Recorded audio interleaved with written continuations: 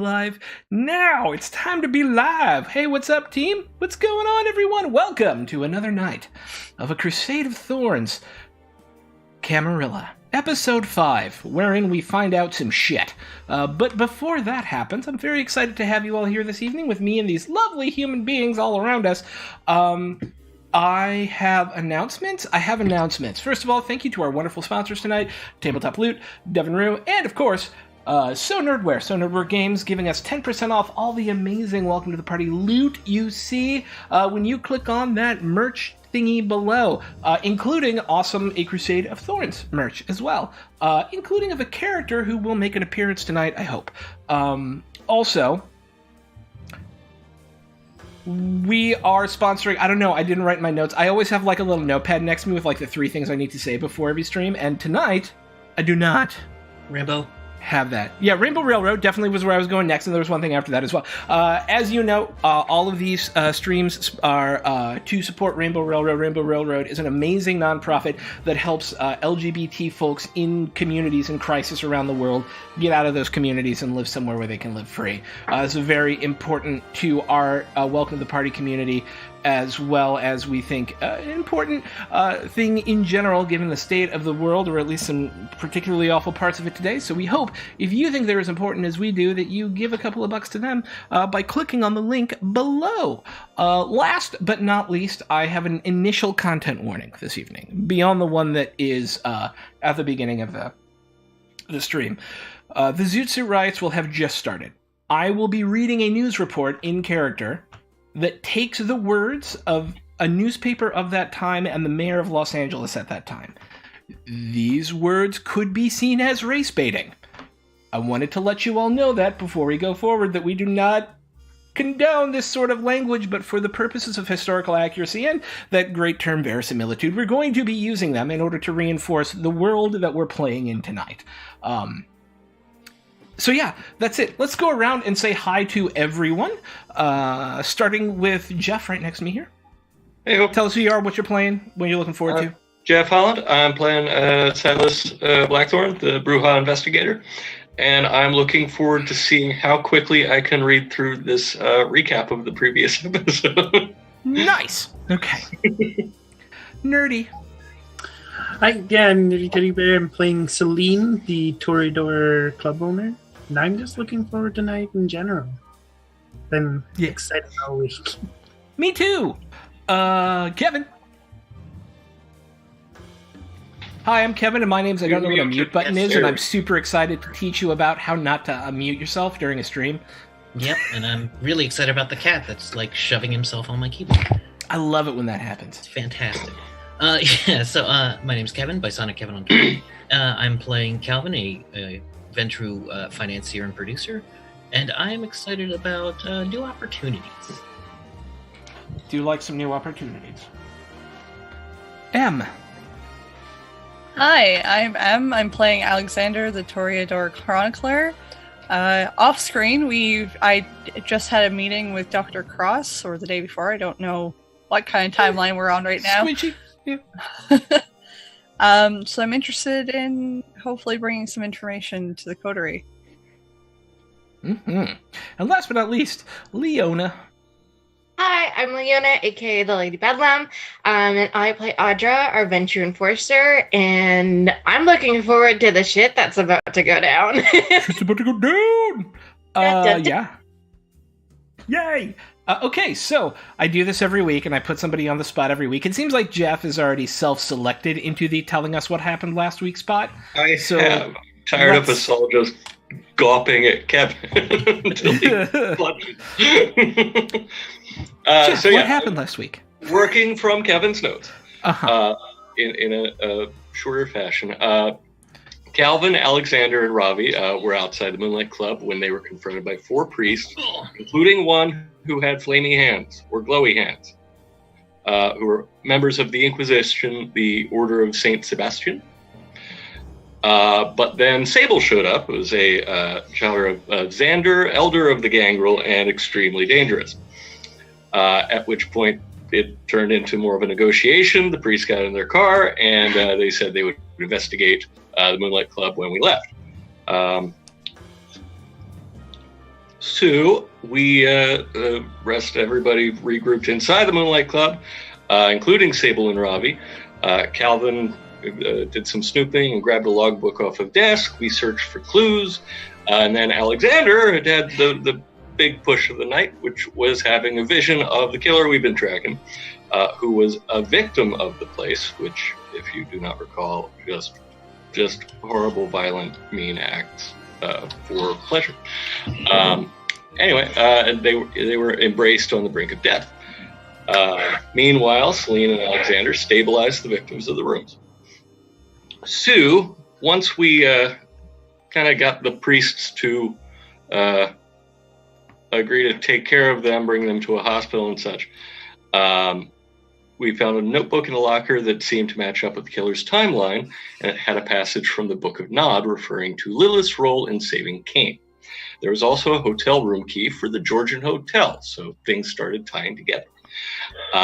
Let's see, there were a bunch of murder tools, a bunch of drugs which we took, but not the way that sounds.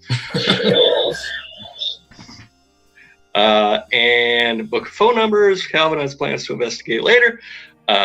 They also loaded the Setite, who we had staked the episode before, into the trunk. That's going to be really funny in a sec.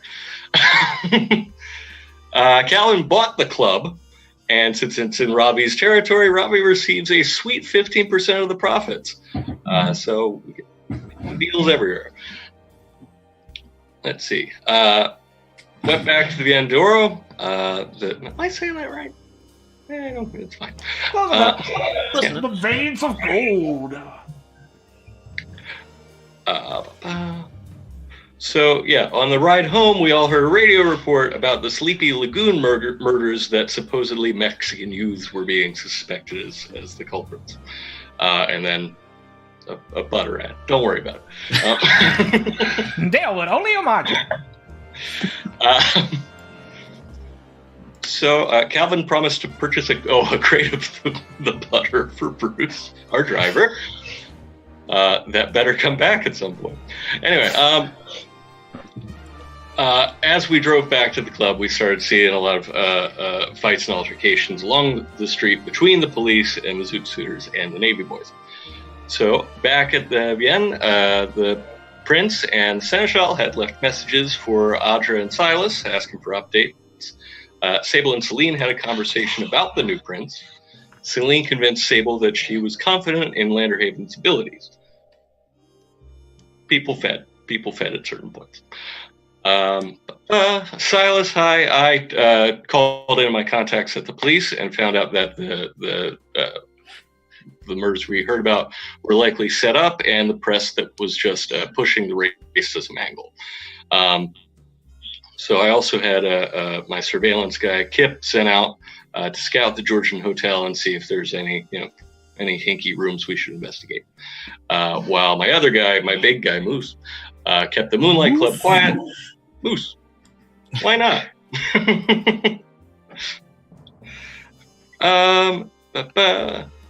Adra called her contacts and heard about the murders too. She fed, we also fed.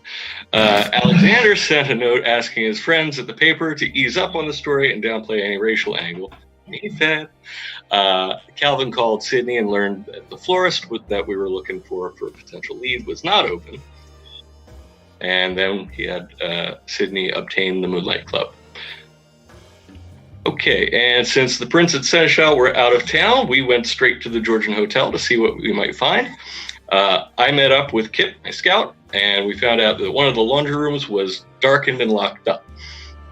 Silas, Sable, and Alexander, who went to went to investigate, while Calvin, Adra, and Celine went to investigate the hotel room. So they found what should have been, like, again, a great money shot, which was a bunch of bodies arranged in a ritual pattern and drained with blood with the words "In my mother's house" scrawled on the walls. The room did not stink of corpses. So then, meanwhile, in the laundry room, Celine ran up and down steps a number of times to get people. Making a little zip noise, I believe? Was there a... There we go. Okay. I think Yakko Sax was playing. Meanwhile, in the locker room, I showed Alexander how to pick a lock because we find ourselves in the back alleys places a lot. And discovered there was a sub-basement with male and female voices, one very intense and creepy, and the other female voice shrieking in horror. So when the whole party was together, we went down into the tunnel. Calvin stayed in the back. Then we found Alan, who was the guy that we've been looking for, performing some kind of demented ritual. And his sire was there, imploring him to stop. It's Keeper Dustvale, which somebody helped me out with. Harper Dustvale, Malkavian Keeper of Elysium for the Court of LA. There you go. Yeah. So Alan was making blood float off the ground, and that's when we attacked. Celine went to protect Harper Dustvale while Silas tried to stake Alan. Badger nearly killed a ghoul while it and another began grappling with her. Alexander tried to assist Adra. Sable went for Alan. And Calvin told a ghoul to fight Alan. It worked out really great. And one of the other ghouls punched Calvin in the wing. Yes, another ghoul punched me in ghoul the punched face. You in the face? Okay. Yes. Well, I decided to just try shooting it at Alan, but that did not work out great. You try everything in your real life. Sable nearly staked Alan, and Calvin dominated another ghoul, pounding the final stake into Alan's heart with his fist, if I recall correctly. Yes. Okay. Yes, just... So then there was some cleanup. Calvin had Sable stake Harper Dustvale and ordered the ghouls against the wall. Celine went and contacted Flicker. Calvin began the process of binding one of the ghouls to him and hit her with the kiss. Yeah. The others declined offers to do the same and decided Flicker would temporarily house the other ghouls who have no real interests other than the one who is a secretary at Lockheed Martin? That's the one I took. She's at Boeing. Yes. She's at Boeing. Yeah, she's the secretary of Boeing. Yep. Yep. Okay. So at the end, we loaded them up in a van, and I think we threw who else in the back trunk? Harper, Alan. And the Sedite. You had 3 staked vampires in the back of your car for a little while. No, we left the Sedite in the cage back home. Oh, that's right. You have the Sedite still. That is correct. So that about brings us up to speed. Yeah, indeed. Okay, so for the purposes of the Chronicle, it is 3 days later. Our characters have done a number of downtime things in between, and there are a few scenes that we wanted to play out on screen prior to the coterie reforming a few days later. And so, Calvin and Celine, I know you had one. Audra, I know you had one. It was with Alexander that you wanted to do as well, I think? Is that correct? Yeah, just a little one. Okay, sweet. So let's start with Calvin and Celine, and then do Audra and Alexander. We'll go in reverse alphabetical order. Gotcha. Were you able to find the music? Give it to me right now. What was the name of the song again? Oh my god, I blanked on it. The Honored Dead. Yeah. So, Calvin comes to Celine on probably the first morning, and has a present for her and would like to chat. I take it you're available?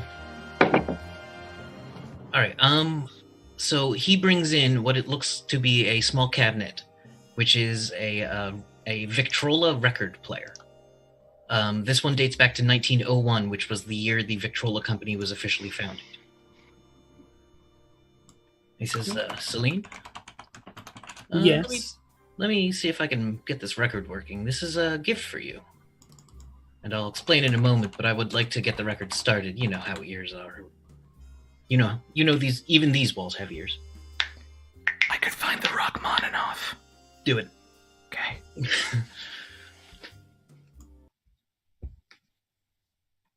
All right. So, I bring this to you because as a token of my appreciation for your talent, and because I want to know how I can help you. This company brings music to the world, help spread it, and I was instrumental in this company's creation. I am extremely proud of that. It also brings me back to the first time I ever met Prince Landerhaven in Philadelphia. She was, we were at a concert. It was, unfortunately, not Rachmaninoff, which I thought you might like more, but it was John Philip Sousa, who came by every year, and every year she would go see him. Art and finance are not enemies. How can I finance your art? And do you want to be keeper? Oh, Calvin, of course I want to be keeper. As for helping me,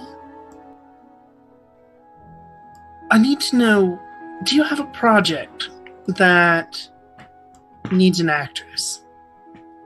I could always use another actress. Good, because we're going to poach Vivian Leigh from right underneath. That might be Elizabeth. difficult. Oh, I've put the wheels in motion. All right, then how can I back you up? Thank you. And you heard Elizabeth say that Flicker and Philomath had decided she had too much power, and she was not lying. They asked me to undermine her, Okay, and that's what we're doing. I understand. And do you think that's going to be enough? Or It's a start. it is a start? And mostly, I wouldn't have gone after Vivian Leigh, but she pissed me off, and then she had the nerve to say that Vivian was one of her favorites. Yeah, I understand. This might be difficult, but I'll find a script for her. Good. I know a writer. I'm glad to hear. All right. I want to see you become keeper. I never want to be prince. Ever. Princes get killed. I want to be the man that's too valuable to kill. That's a worthy goal. I want to be Lisbeth. That may not be such a worthy goal. Not emotionally, you understand. But yes, let's, so, thank you for everything you've done for us. And I think a bigger plan is going to form soon. Yes, I hope so. And please take this gift with all my gratitude. Oh, yes, thank you. It's lovely. All right, and he'll leave. Okay. Is there any follow-up action from you on that, Celine?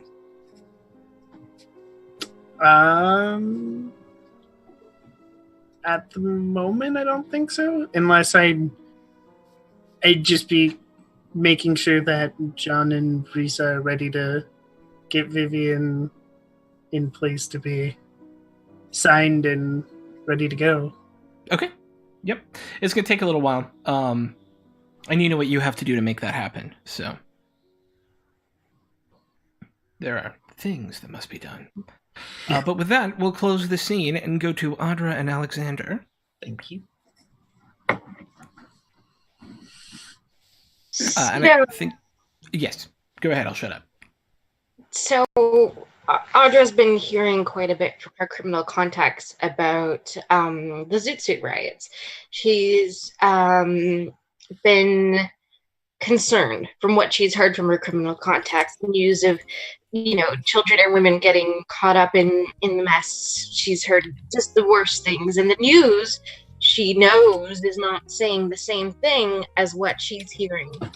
And it's with that concern that the day before our coterie regroups itself that she goes to Alexander one evening and she knocks on his door. She'll say, "May I come in, Alexander?" Of course. Thank He you. will hold the door open for you. Thank you. And she'll just kind of come in. She won't sit down or anything. She'll just kind of stand there for a minute, and she'll go, I don't mean to disturb you. This is just a quick little favor I ask of you. And she'll pause for a minute, and she'll think, and she'll say, what do you think of all of this, the way the media is portraying the riots?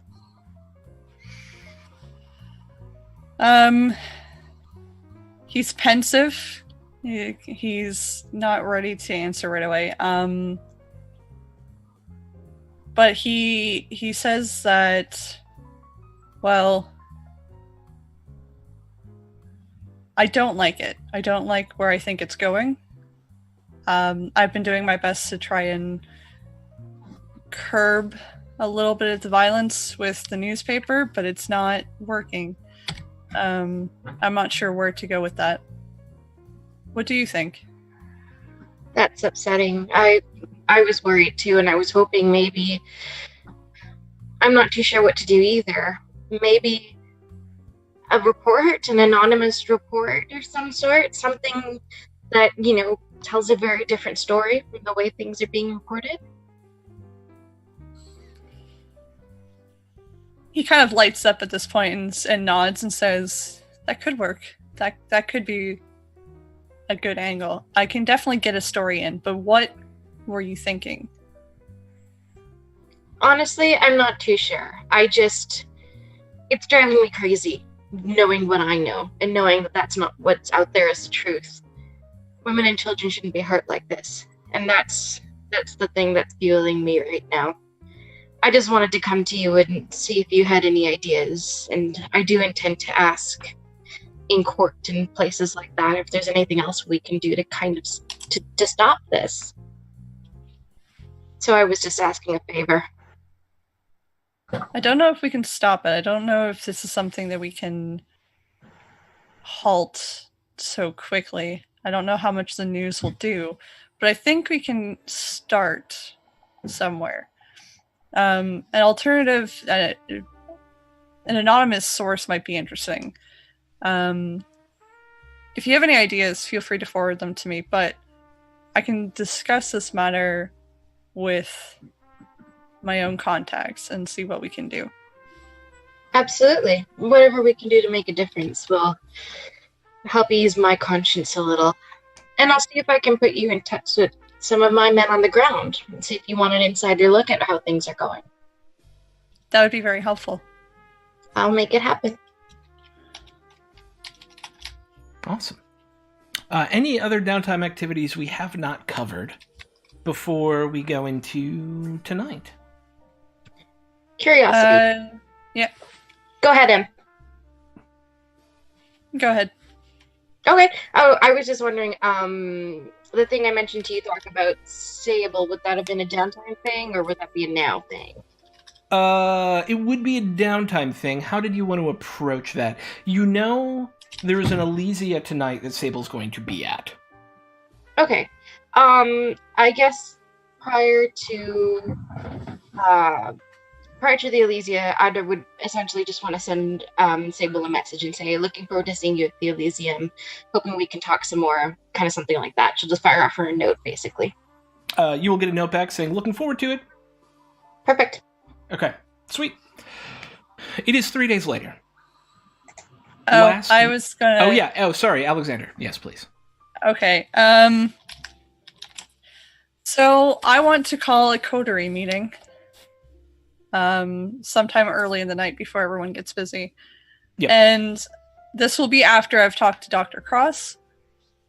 And I'm going to say that my meeting was very fruitful, but I have some concerns. Mm-hmm. First, I'll start with the lesser of my concerns. Sedites apparently do not often work together. So if we think that they're working together, it could be for mutual benefit. That could be, lesser degree of concern, or it could be something more. So that's something to keep in mind. The bigger thing is there was an attack on the docks, and the attack is most likely done by the Sabbat. Am I getting this correct? Just making sure Yeah, so he knows... Cross didn't tell you that it was by the Sabbat. He said there was an attack, right? Or am I misremembering how that conversation went down? I was under the impression that I was also given the worry that the Sabbat might be... Yeah, there was a concern that it has not been... connected. Okay. It has not been directly connected yet, yeah. Okay. I'm going to mention the attack on the docks then, but I'm also going to mention that there's a worry that the Sabbat might be active in the area. That's never good. And this is going to lead to the Elysium, the next Elysium being the last one for a while. So, I propose that we all go to that. I wouldn't miss it. Absolutely. Sounds like a blast. Yep. Sabbat are concerning. I've dealt with them briefly in the past, but it's never good. I agree. I'm not sure what to do with that information, but I figured you all should know. Thank you. Keep your eyes and ears open. That's all I have to share. Anyone else have anything they need to share? I'm going to pull Celine over to the side. Actually, we're moving into the night at this point, and I have a little preamble I want to do before we go into it. So, it is 3 nights after the events that ended the scourge of Alan, the occult murderer, and his sire, Harper Desvale. That same night, there were a series of murders in East LA. Over the next 2 nights, there was a sense of tension in the city. Last night, that tension broke. There are riots. Uniformed Navy members are actively attacking and being attacked by, the news reports say, members of Mexican American gangs. And this has been primarily centered in downtown LA and has affected your business to the point where there are almost no one in the V&D Oro tonight. Some of your workers have had a hard time coming in because the police have cordoned off blocks here and there. There are Navy members walking around in large groups, harassing folk wearing zoot suits. There's rumors that it's spread into the violence has spread into the African American community or against the African American community at this point. And it's weird how quiet the streets are. As you guys are having your conversation, a news report comes on the radio. This is KNX Columbia Square with a special report. This report is brought to you by Dalewood Oleomargarine with more than 9,000 ABU units of vitamin and 3,600 calories of energy-giving goodness. It's a great way to start your kid's day off right. Dalewood Oleomargarine at fine grocers near you. The riots that sparked off on Thursday continued tonight through downtown and East LA as Mexican Pachucos clashed with sailors and Marines. War was declared by our servicemen on these zoot suit gangs which have been preying on the east side and downtown as well as molesting civilians. Impetus was given to the cleanup campaign when the wives of 2 sailors were criminally attacked by the youths. Cruising in taxicabs and cars, and occasionally spearing into enemy territory on foot in precise platoon drill, the servicemen routed the gangs, depriving them of crude weapons. Police and Sheriff's Department deputies are patrolling the no-man's land between the 2 groups and urge civilians in the area to stay at home until the crisis comes to an end. Los Angeles Mayor Fletcher Bowron issued the following quote to all news services this evening in response to the situation, and I wanted to note again before I finish this, these are the actual words written by both the newspaper and by the mayor at the time, and are repeated tonight as part of ensuring the historical accuracy and reinforcing some of the insanity that happened during this time. Los Angeles Mayor Fletcher Bowron issued the following quote to all news services this evening in response to the situation. I want to assure the people of Los Angeles that there will be no sidestepping and the situation will be vigorously handled.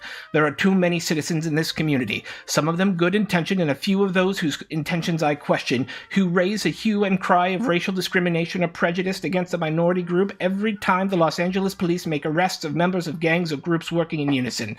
They all look alike to us, regardless of color and length of their coats. The police are going to do the job. and I propose to back up the police. This has been a special report by KNX Columbia Square. This report was brought to you by Dalewood Oleomargarine. With more than 9,000 ABU units of vitamin A and 3,600 calories of energy-giving goodness, it's a great way to start your kid's day off right. Dalewood Oleomargarine at a fine grocer's near you. That's a hard transition.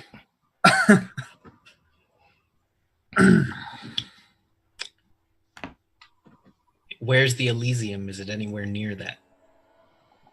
No, the Elysium, tonight's Elysium is actually in Beverly Hills. Okay. Is in Hollywoodland. The other thing you guys get, early in the night, a note comes in, and it's Lucille asking if she can meet with you all prior to tonight's Elysium. Obviously for the Seneschal, yes. Mm-hmm. Well, should we roll our hunger? No, assume you all start at 100 tonight. And did I get my ghoul? Yes. Okay. Yep. But Yes. back to your meeting. Yes. So that's worrisome. Attendance maybe down in the club. It is almost dead. Troublesome indeed.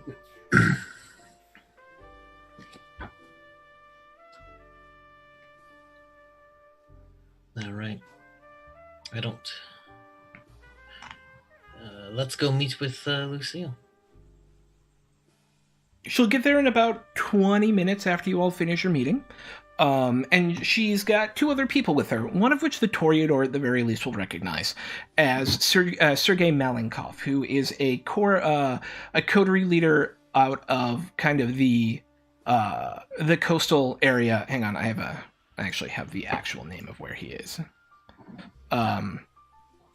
Sergei's out of like Manhattan Beach, El Segundo area. He holds domain there, and the other person is Von Lindy. Everybody knows who Von Lindy is. Von Lindy is the security chief for the Long Beach docks and everything that happens there, and is in charge of ensuring that no kindred ever step foot in Long Beach. And she'll walk in, looking a little exasperated, and go, well, hello. Welcome. Yes, Thank you. welcome. It's nice to have you again. Please join us in a private room. Yes, I was just about to ask. Downstairs, upstairs? Upstairs. Okay. As you make your way upstairs, you all get sat in one of your private rooms, and the two men who are with her, Sergei looks kind of classically stoic. He's got very, like, dark features and, like, this swept back black hair that's almost like pre-pompadour. And is, he's got a goatee that has a very sort of, like,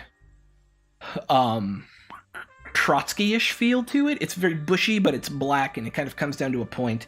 And Von Lindy looks like Silas, looks like a gumshoe, looks like, yeah, see, I'm here to do some... He and Silas are like two peas in a pod. And Silas, you'd know Von Lindy, he's also a Bruja, and has, he just likes...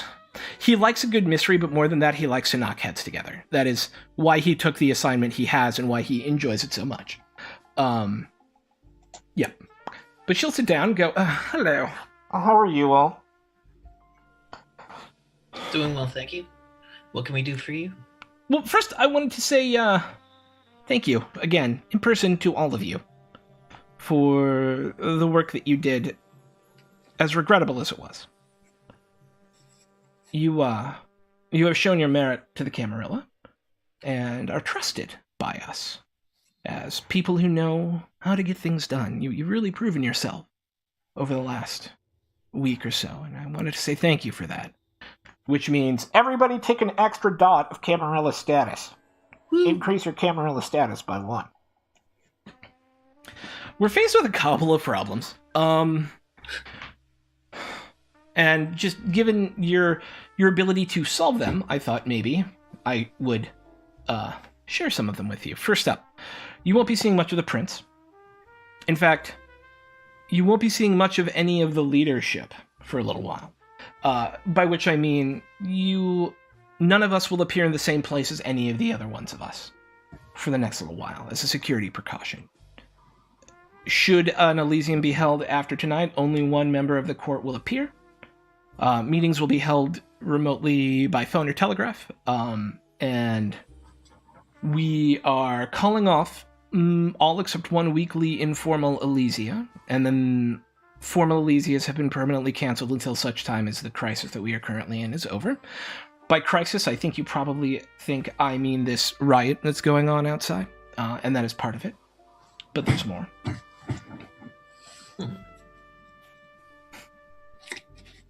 As you may know, about a week and a half ago, there was an explosion on the Long Beach docks. We weren't able to pin that specifically to anyone, but we were concerned about it, and so we increased security just to keep an eye on things, added a couple extra hands to Agent Von Lindy over here. But last night, there was a pretty intense attack. The way that the attack was perpetrated leads us to believe that there was Sabbat influence involved. Now, it gets more complicated than this. It may not have been the Sabbat. It could have been some anarchs, but it just seems unlikely, right, that they would leave corpses the way those corpses were left. They tend to be relatively responsible members in general, but I am concerned, given the nature of that attack, where it was on a military, or at least near a military location in an area that's known to be closed off to all members of the city who have been here for literally more than 30 seconds, that there's outside influence involved. And that deeply concerns us. Now, Captain Mitchell and his coterie are now actively patrolling. All of you would know who Captain Mitchell is. Captain Mitchell is actually Amelia's childer, the prince's childer, and runs what is called the city's Marischal. A Marischal is the prince's security coterie, and have seconded some additional folks to work with them. The sheriff has put some rapid reaction squads together just in case, and tonight's Elysium will be the last informal Elysia for at least a week. Our hope is to lock this down as quickly as possible, but it makes no security sense for us to unduly put any one of us in harm's way. I know you have a secure haven. And I wanted to make sure that you kept to that. Make sure that the security here is being kept up. Will do. We'll invest. I have more. Oh, go ahead. I was saying we'll invest in our guards' health and awareness of them. Yeah. I noticed you had a few extra heavies down there too. Is that right, Celine? Yes. Yes. Yeah, that's smart. Yeah, smart. Get a couple extra guns down there. And now I do have a little bit more to talk about. But that's the big heavy news, is we believe that there may be, and while we haven't confirmed it yet, there are signs point towards tactics that make us think Sabbat is in the area. And that we take that security risk very, very seriously, especially now. And so we are taking some extreme measures to ensure the safety of members of this domain. And I wanted to stop there for the moment and see what questions you had. What can I do to help? What can I do? I will not tolerate the Sabbat here. Toleration is not... Have you ever met the Sabbat before? Have you ever met a coterie of the Sword of Cain? Admittedly, no. They are not like us. They do not think like us. They do not believe what we believe. We may all have our different political machinations, but each and every one of us believes that to survive, we must hide. The Sabbat believe that they want to be the prime predator on this planet. who all must serve, and will do anything to get at that goal. They do not choose to see the beast as a burden, something to be chained and fought against. They see the beast as a companion to ride, to help them destroy folks like us who stand in the way of their dominion.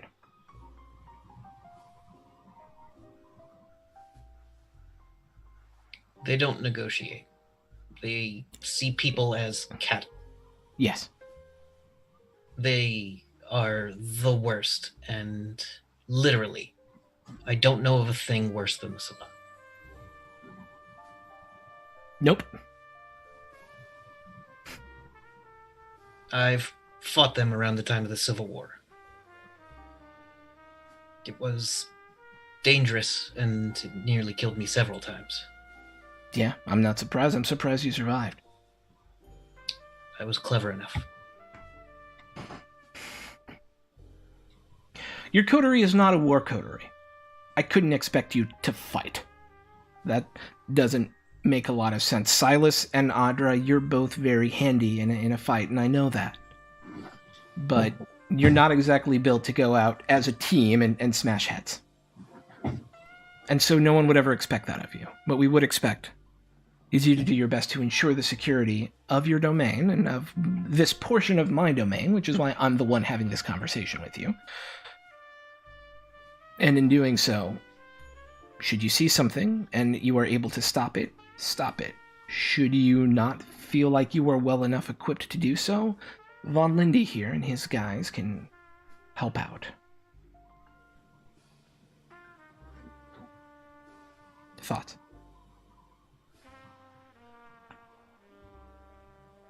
We will let you know the second we see something.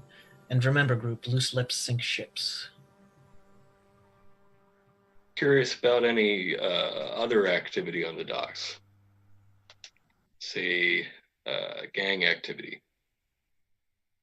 Interestingly, that's the other piece of, that's the other connection here, and that's actually why Sergei's here. The attack was on people connected to Sergei. They were members of the West Coast Mafia, who Sergei is quite well attached to. He is one of a number of kindred, in fact, who have interests within the West Coast Mafia. And he is concerned that, and Sergei will be like, I am concerned that there is somebody trying to move on my territory and has been so rash as to bring in the Sabbat to help them. It is ridiculous. It's like bringing in a tank to a bar fight. Yes. It's that Ming woman. She's been wandering after my territory for ages. And now she comes to this just because she cannot take it through normal, civilized means? It is ridiculous. 12 of my men are dead.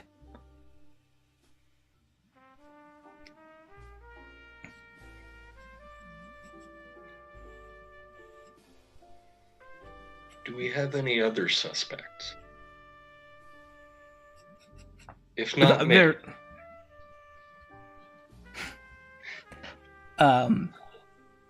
there must be other people who want territory on the docks. It's incredibly lucrative. There's a number of anarchs with interest on the docks. There's a number of unaffiliated folk with interest on the docks. Sergei really... I really think it's Ming. I do, but it might not be. I mean, but she and I have been sparring over these specific jetties for a little while now. But it could be some third thing. And I'm sorry for the outburst in your home. It is a fight that I've been having for a time. Yes, logically, it may not be Ming. That is possible. But I also know what I know, and I know who she is. Fair enough. I just don't want you to do anything rash before all the facts are in. Yes.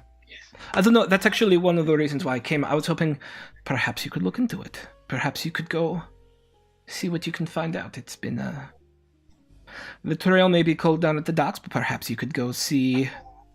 I certainly could not talk to Ming, but maybe it's only to rule her out. I know that she holds court in Chinatown. I don't know if you've ever met her before, but she is We have crossed mysterious. And then you know that she can be difficult to work with. So would you, as a favor to me, For you, if this is me, absolutely. help put a stop to it? We'll see what we can do. And I shoot a cutting glance at Celine. Von Lindy will look up and go, okay, look, here's the deal. If you're going to go on to Long Beach territory, one of my guys is going with you. That's a start. Okay. Second, the Sabbat don't work like we do. Lucille is right about that. They do this thing, and this is what you really need to watch out for. Sometimes, when they're trying to soften up a city before they come in, they will just go and embrace a bunch of people. Not feed them, wait for them to claw their way out the next evening, and then just point them in a direction. They are here to cause mass chaos. We are in the middle of mass chaos. This is the perfect time for them to strike. We have to be vigilant now. You are in the middle of a war zone. If it's going to happen anywhere, it could happen here. What you need to look out for are hungry fucking vampires roaming around in a pack, looking to drain anything around them and breaking shit.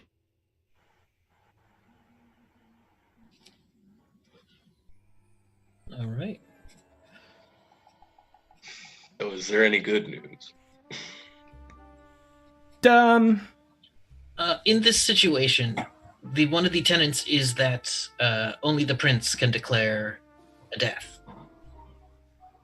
Such an uncontrolled vampire might be difficult to take alive. If something happens to one of these beasts, and you'll know them as a beast, I don't think anyone will look the other way. If they don't play by our rules, I think people will look the other way. they don't play by our rules, then they're not governed by our rules. And it just Exactly. That's... I understand. Audra's angry. She's like silently seething. She's just pissed that this is happening. And is there anything about Chinatown we should know? But Chinatown, You said you wanted us to go and talk to Ming, right? if possible. I mean, it's Chinatown. The Bruja, this will be Lucille. I mean, it's technically our domain, although the area of Chinatown in which Ming resides is Ming's and not a part of the Camarilla. It is very much hers by treaty, and we do not... It is a neutral ground, and you're not allowed to go there. You can go anywhere you like, but it is not governed by our laws. It is governed by Ming's rules.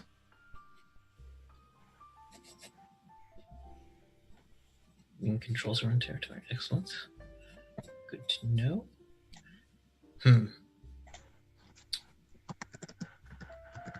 Anyone else have any questions while I think?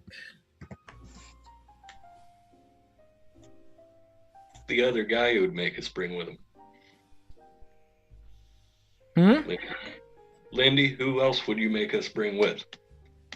I don't know. I'd assign one of my guys. I'd have you check in once you got down there in my office, and whoever wasn't out on patrol, I just have. It might be me. God only knows.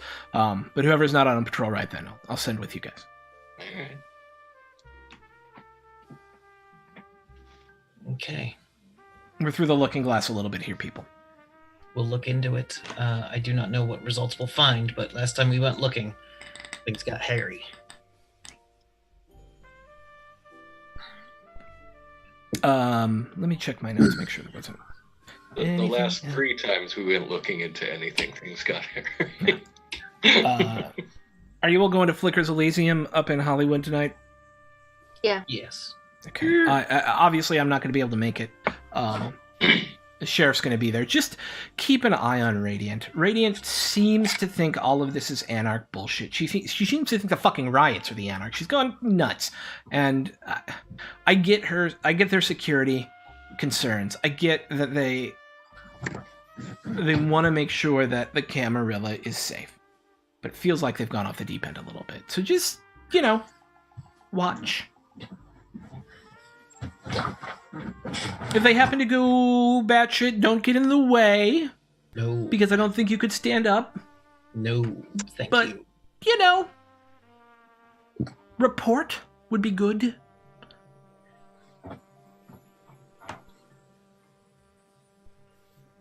We have a way of contacting your general.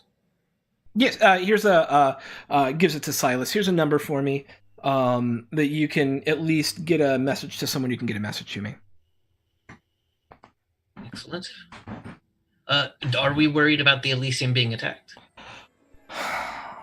Well, we don't have a keeper. Normally, I'd say no. But security's been a little up in the air, which is why Radiant is going to be at this one. Because at least we'll have the sheriff there. But we need to figure out who the next keeper is going to be. That's kind of next on my list with Amelia and I need to talk it over. I don't know if you guys have any good ideas. But I have one. Who's that? I think Selena's done an exemplary job controlling this club, as well as on the missions. So, might be worth looking into. Celine, is that something you'd want to do? Yes, I would be interested. Do you have a background in security operations, making sure an area you are able to have enough feed for a group of people over time, ensuring that the area is secure to non-us sorts of eyes? Is that stuff you know how to do? Selena's a quick learner, I'd say. I can make it work. I promise. Audra, it feels like you have something you want to say. I sure do. I was hoping to throw my hat into the ring for Keeper of Elysium. I don't know if you know, I actually run a private security firm. Was that the cat? That was the cat. I just saw Thorns jump. Sorry. Damn it, Remy, get back upstairs. Damn it, Remy! Where was I? You run a private security firm? I do run a private security firm. I help out some of our local venture friends, of course, whenever needed. And I do help with the security here as well. So in terms of maintaining good security with strong men that are willing to look the other way and not ask questions, I'm quite experienced. Our security would be top-notch. Is it going to cause a problem if the prince chooses one of you and not the other one? Of course not. Celine? No, not at all. Von Lindy will look over and go, the Sabbat actually have a way to solve these sorts of problems. And Lucille kind of slaps him on the arm. Oh, please, let's not be crass. Yeah, sorry, I couldn't help myself. We've got two people here fighting over Keeper of Elysium, one of those boring jobs in the city! And Lucille will look over and go, oh, stop it! Just stop! God. This is my coterie. They have my loyalty. A little bit of buying for a job isn't going to ruin that. Okay, well, I will talk over both of these options with, actually, if both of... I have an idea. And I'm going to throw it by the prince. But if both of you, over the next couple of days, can put together a mock Elysium for me. Just tell me how you would run it. I don't want you to tell me right now. Every time we do this, we have people, give us a full proposal. Because this is, we consider this very important, being that it's the security of literally every member of the community who comes. So why don't you both work up a full proposal for me? And then I'll give them to Amelia, and we'll see where it goes from there. I'd be delighted. Excellent. I can do that. Good. Any other questions before I go? Mostly I wanted to come and tell you about the shake-up-y bits in person, because it felt like something I should tell people in person. I appreciate that. Yeah. Any other question? I don't have any other question. No. Oh, yes. Several of Harper Dustvale's Do we know who's taking over some of her properties? I have no idea. That's so below my concern right now. Who owns what is not like something I give a crap about at the moment. Yeah. Perfectly reasonable. Okay. Thank you for your time. Okay. We're out. I've got like two more things I gotta do tonight. Okay. And then Oh, yes. Yep. Please be. If you need anything, we're always here for you. Thank you. And just watch out for yourselves. We will. Okay. And they will get up and take their leave. And Sergei will turn around and go, please, if you would, will you take a look into this thing for me? In Russian, I will respond, yes, comrade, we shall. Excellent, he says in Russian. Spasiba! And Spasiba. then he looks away.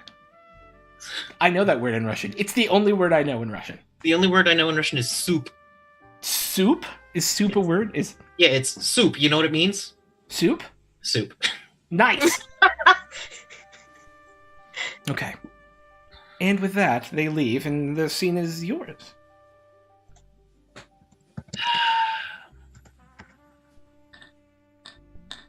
So that was fun. It was certainly interesting. Should anyone need a negotiator, I am available to you both. Really, Calvin? That won't be necessary. I know. You're both skilled. You're both excellent. One of you has a sword on you at all times.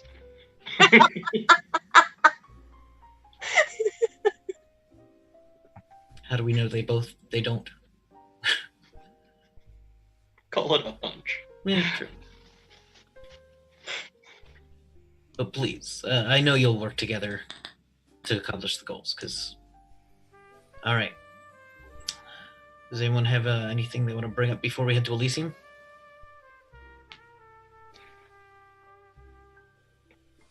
No, I'm good. The venom dripping off. No. I'm good. Alright. Wasn't there something Silas needed to talk to Celine about? This is just me remembering something before the scene started. When the group breaks up, I was going to talk to Silas. Okay. Not as a group. Calvin will walk off. And then I will pull Silas aside.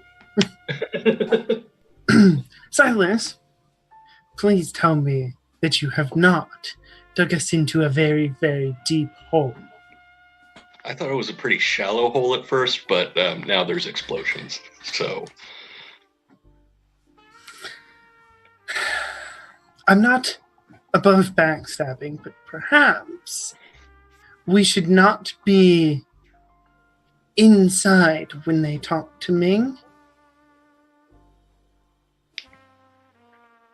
look, Ming wanted to keep things quiet, so this doesn't make any sense for her to be part of it. Unless she was just playing us both against the middle, in which case... I wouldn't put it against anybody. And real quick, Silas, I need you to give the name of the church to those big hulking brutes down there, the extra men that were pointed out. I need you to give them the name of the church. Sure. I'm hoping they can retrieve something for us. Well, that'll be fun to figure out. I'll let them know. Thank you. Take me to church. It's the church of the first... Yeah, first of the first guy with the things and the stuff, and then some angels. Yeah. Our Lady of the Nouns. Yeah. Our Lady of the Holy thing. So what are you going to tell the guards, Celine? That I need them to procure an artifact, some pages of a book for me, and that they're not to read it. Right. I'm not even sure any of you can read, but please do not read it. It's not for your eyes. What's it look like? God damn it. Alexander.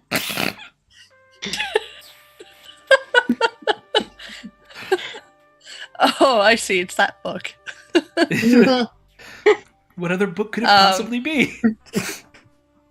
Alexander will describe it in the most detail that is available I to think you his should just knowledge. draw him a picture. Fascinatingly, you don't know what the book looks like. In fact, I don't. it could just be a collection of pages for all you know. It could be a folio, right? You don't. You know of the Damn. some stuff from the Book of Nod that exists. You know that the Book of Nod is a thing, but it's not like you could point at the cover of a book and say, "That's the Book of Nod right there." You'd have to like flip a little. You wouldn't. But it's written in a particular language. It is written in a particular language. That is correct. Okay, so I'm going to write some of the script and say the script will look like this.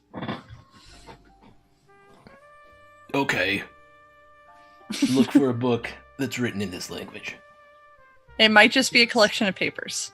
Just look for that language. Look for a book or some papers in that church. In the That's written crypt, specifically. In the crypts. Books in the crypts written in this language. Yes. Yes. Okay. Where does Lee find these guys? Got it, boss. Thank you. You're Gronk and a Kronk, sir.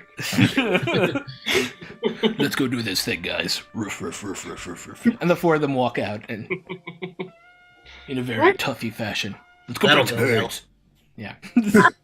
To no one in particular, They'll get Kevin, jammed up Celine in will the just be doorway. like... To no one in particular, after they leave, Celine will just be like, Calvin will have to erase their memories anyways when they get back. You're welcome. Yeah. All right, I call Bruce. Hello. Car. Car! Yes, sir. Coming right around, sir. Oh, I got the limousine fixed. You want to take the limousine or the vehicle we took last time? Limousine. It's a bit squirrely outside tonight, sir. Bruce, I trust your judgment. Which do you think would be better? And then why did you bring up the other one? Well, because I feel like it's your choice, and I'm your servant. Bruce. But I also think it's a bit squirrely outside, sir. All right, Bruce. Make the best call you can and bring it around front. I will do that, sir. An armored car will, but no. An APC. Yeah, and about 5 minutes later, he comes up with a limousine. I'm out of water. All right. It's closed-topped. Yeah. Yeah. All right. Anyone need anything before we leave? Leave your poisons at home? All right, let's go. All right, as you make your way up to the Hotel Roosevelt on Hollywood Boulevard, it's odd leaving downtown LA. It's quiet. Too quiet. Every once in a while, you'll see a taxi cab full of sailors driving off in one direction, or you'll hear some glass breaking down a street as you're driving by, but don't actually see what's happening. You see a cop racing off, like in front of you, down another street this way with their lights going, but there's almost no civilian traffic. There's not a curfew, but there's very few people. You go down one street and a number of shops, the shop fronts have been broken. You see a couple of zoot suiters at one point running down into an alleyway being chased by a couple of sailors as you're driving by. It's weird. It doesn't feel like Los Angeles. It feels like you're in the middle of some kind of half war zone.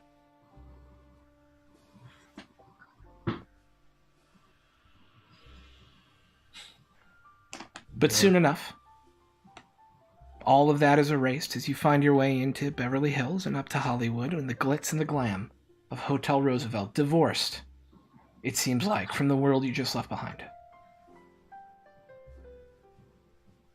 The Hotel Roosevelt is one of the most famous hotels in Hollywood, and its bottom floor is one of the wings of it is entirely dedicated to a number of meeting rooms that act as an informal Elysia, with a single larger room that's for the group gathering together. Your car is taken and you are escorted inside. Each of your names ticked off of a list. And there you find yourself in kind of a large, like this plush gold carpet. There's a large circular table in the center. Terrifyingly hanging on the wall directly off to your right, so not visible from the door as you walk in, is Harper, Dustvale, and Alan. Still staked, hung to the wall like this. Arms outstretched. I'll nod and go, Harper, and keep walking.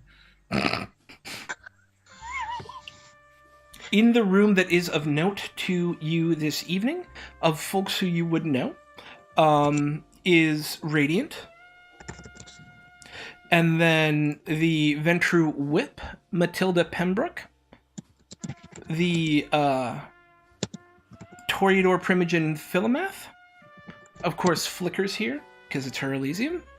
The Tremere Whip, Hyacinth Angevin, which I will put in chat because I know people have a hard time with that one. Like the flower, I assume. It's like the flower, yeah.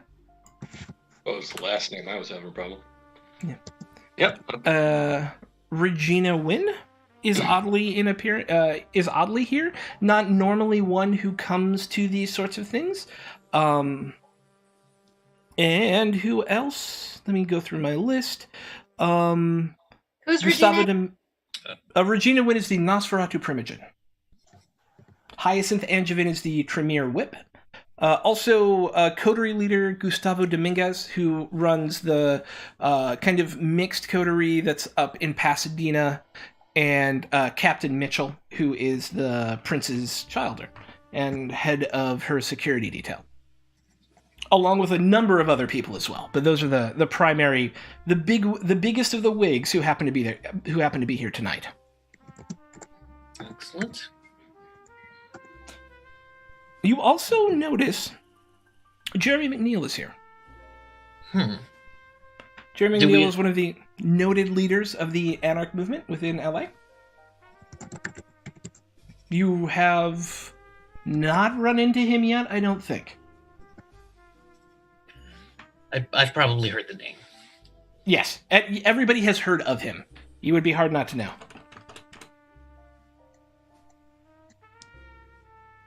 All right. Does anyone want to make a move on something? That was a lot of people. Yeah, there are a number of people. Oh, go ahead. Is Sable there? Yes, Sable is here. I'm sorry. Sable, of course, is here. Yep. That's Who wants to go first? I would like to talk to Regina. Okay. Regina is standing over talking to someone who's kind of, their face is almost covered in shadow. They're wearing like a hood. Gotcha. And as always, I will try my hardest to hear what they're talking about as I slowly approach.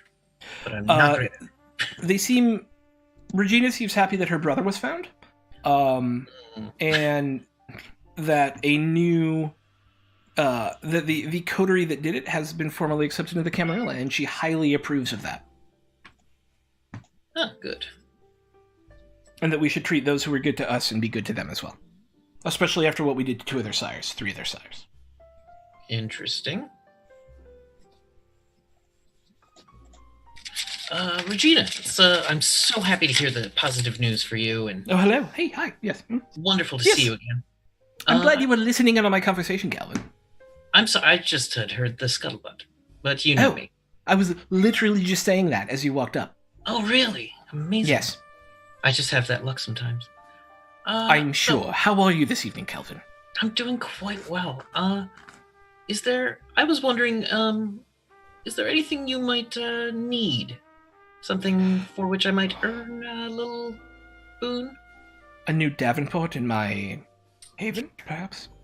No, I don't know. It seems like, what does a Nosferatu need? More information. That's what I need. Do you have any to trade me? Any information you're specifically looking for? I like all information. It's what I do. Well, let's see. What information do I have? I've got one very good. Know. I think to myself. You like all information, don't you? You can make a politics intelligence check. Yeah, sorry, I'm freezing up. No, you're good. This is not Camarilla. Gotcha. Yeah. No, this is Camarilla. Absolutely. No, it's not Camarilla law, though. No, it is not Camarilla. So my specialty law. in Camarilla law politics doesn't help. No. But you did get a success, which is enough to let you know that Regina acts as an information hub for all people everywhere. She does, however, tend to be relatively good-natured. You realize that the ribbing is good-natured ribbing and not her trying to be awful at you. Yes. That this is kind of her demeanor, which is odd, A, for Nosferatu, and B, for Camarilla Nosferatu, who tend not to, hang out with people often, except when they have to. But she... that's pretty much all you know about her, though, other than you know that her brother went missing and apparently he got found, but you don't know much about her brother at all. You never really ran in their circles. I don't think, right? Yeah. Probably not too much, which is why I'm interested in getting from her. Well... But she is a person who highly values things she doesn't know and will normally pay for them. Ah, shit, I forgot to ask my coterie something before, but it's fine, it's too late. So, as you may have heard, and I look over at Harper Dustvale, we recently had some excitement in our coterie. I see. And I think Radiant's gone a bit overboard with showing them off, though. Yeah, first of all, it's a little gauche. Second of all... It's a little... Yes, gauche is a word for it. It's a little dangerous, because what if something... Yeah, what if somebody came in? I know, it's ridiculous. This is why we need a new keeper. Yes, immediately. I'm trying to think. She, pointing at Harper, never would have let something like this happen. Oh, she let all kinds of things happen. I know that now, but she never would have let something like this happen in an Elysium, is what I'm saying. Did you know that she was feeding Alan the Book of Nod, piece by piece? Fascinating. I did not know that. Yes. I think it's good that we've this circle. Are you lying with knowledge, or are you just making an assumption? I'm making an assumption. Okay. And I'm saying it's good that circle appears closed. Yes, that is good, now completely useless knowledge. Thank you. Yes, that it appears closed. No, I'm sorry, what you are insinuating something, I'm sure. Yes, that their mate... there might have been more.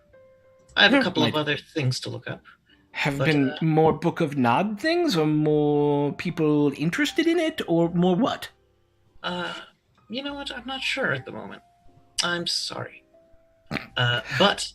This has been a fabulous conversation, Kelvin. I know. I'm... You're spewing some useless facts out. See if anything... I do have a piece of information that I'm a little loath to give up because of my personal stake in Hollywood. It is about something very famous. Oh, well, now I have to know.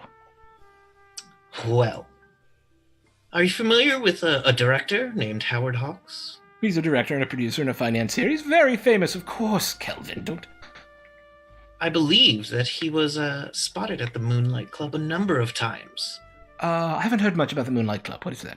That was where Alan was murdering and torturing people. Oh, I had heard he was at one of Harper's hotels doing that. Both. Fascinating. Isn't it? Yes. And some famous people have been spotted that had been left a couple of numbers and implements behind. And you have all this information? Some of it. So you told me you have some information. Do I get to have that information? Howard Hawks was involved in several of those murders, and several of the deaths. He was involved in those deaths? At very least a witness. That Alan did. Mr. Stakey Pants. He had access to it, and Did I check the timing on those? It's unlikely that Howard Hawks witnessed any of those specific murders. I'm trying to say that, you know what, yes, I don't believe he witnessed those, but I do believe he was engaging in Harper's extracurricular activities. Fascinating. This is much deeper than certain people looking over at Radiant have let on. That's fascinating. That is worth something.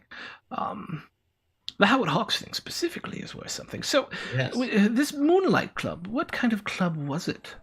It was an abattoir. It was a snuff club. That is scandalous. Yes. You could just imagine if the press had gotten in there. How careless of Harper to be involved in such a place. It seems not like Harper to be involved in something like that. Are you sure? She is Malkavian. They do Yes, take but- on eccentricities. Yes, but they tend to be very focused eccentricities. They're not, clowns. They tend to, it's a focus thing, not a True. murder everything all the time thing, which is why this is so horrific. I know. And there was a certain snake in the grass of the Moonlight Club. I'm sorry, a snake in the grass. Yes, there was a Setite involved. Oh, interesting. A Setite. I didn't know there were any in the city. No, I knew of one in the city. Oh, Come did to you? think Was of his it. name Rojas? It was. Huh. He's a Filipino man. Filipino man named Rojas. He appeared to be Caucasian when I met him. But you could be both, I assume. I mean, I could appear to be whatever you want me to be. I'm sure That he is has a very similar true. power. Yes. Do you know any more about him? No, I know that he was involved in some drug issues, heroin mostly, marijuana, He was also present when the demon weed. The demon weed, yes. He was also present when the body was placed outside the galaxy. Interesting. I Why are found you that he telling was- me all of this without even bothering with me first? Now I know it and I could just walk away. Yes, that is true, but you've given me information too. That's fair. So, This is very impressive work you've done. This is impressive work. knowledge this is is- its own weapon. Certainly deserving of a minor boon. I appreciate it. Absolutely. And yes, Of next course. time I'll negotiate better first. Where's our Harpy? Harpy! And then, what's her name? Comes scurrying over. Flicker comes walking over and goes, yes, darlings. I owe young Calvin here a minor boon for some excellent information he's given me. And, Flicker goes, oh, of course. Pulls out a little notepad, writes it down. Puts it away. Thank you, Flicker. Anything else? No? Okay, bye. No. Have a wonderful Flicker evening. stuff. No. I'm good. All right. I'm about everybody else? Smugly satisfied. Smugly satisfied. I know everybody has someone here they want to talk to, for the most part. Okay, so somebody speak up. Couple people. I'm trying to decide who I want to talk to. Flicker. I'll approach Flicker. Okay, you see Flicker just walking off from talking to Calvin. Hello, darling. Hello. Mm, Interesting company tonight. yes, and this whole putting people up in the wall thing is just ridiculous, don't you think? Yes. It's not good art at the very least. No, it's the worst art at the very least. And how are you faring? Good, I heard you very much impressed the Prince and the Seneschal. Good job. Thank you. Yes. And you'll be happy to know that the wheels are in motion on the other matter. Oh, really? Undermining Elizabeth and all that. Oh, good. Yes, if you need any help with that, do let me know. Yes, I will. I think for now I'm good. Excellent. Though there is the matter of the Keeper. Yes, the Keeper. See, I've thrown my name in, and to my surprise, and I think Calvin's as well, so is Audra. Interesting, Audra. Yes. It would be odd for Amelia to play favorites. Does she have any sort of bespoke skills that may be lending her to that position in some way that we don't know about already? Security. Fascinating. Yes. Well, I So heard you were starting to Cal- invest in that quite a bit yourself, were you not? I'm working on it, yes. I've more or less decided that I may need an acquisitions department. I like that turn of phrase. Yes. Yes. But Calvin, has decided to back me, which makes me believe he's up to something. Against a member of his own clan? That's very not in keeping with the Ventru at all. He did say that before Audra made her announcement. Oh, maybe he didn't know. That's interesting. I wonder, have you spoken to him about why or what he plans to do to help support you? For now, he's helping me with Elizabeth. Oh. How? Most of the producers wouldn't talk to me. I needed a movie. Oh, yes. You do have a problem with producers, I think we all know. It's good that you have found yourself at the very least an intermediary, because you have a talent, darling, and you should let that light shine. And if Calvin can help that happen, I'm all for it. Yes. Thank you. Mm-hmm. I hope you have a good night. You as well. Yes. I'm sure that they're going to need more Hopperly duties this evening, so I will see you later, of course. Putters off. Who next?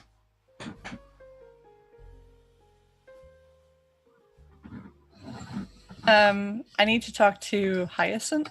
Yeah, you do. Hyacinth is sitting over talking to her childer, actually, who you all met at the last Elysium when they were embraced. When they're just kind of having a quiet conversation.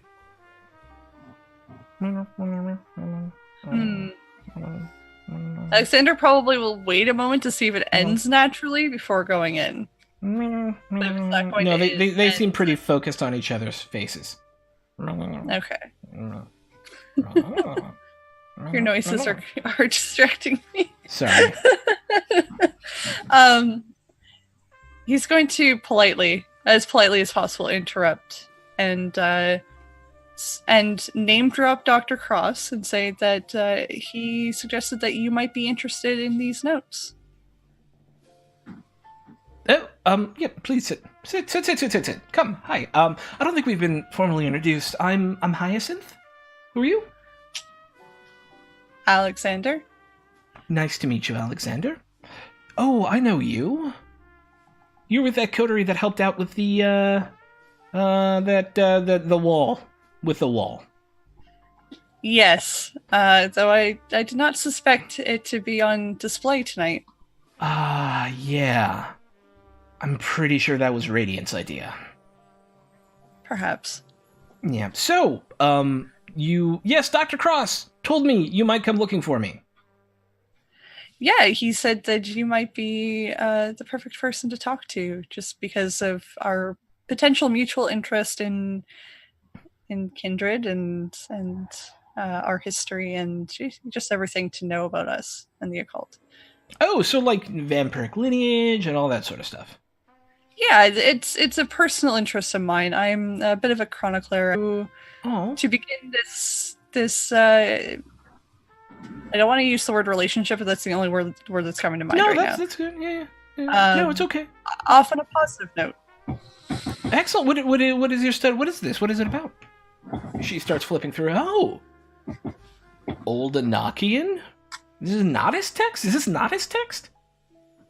Yeah, I've taken an interest in Nana's text due to the recent events. These are my notes. We'll call it the wall incident. Yeah? The wall incident. Yeah. Yeah. Well, how is this connected to that?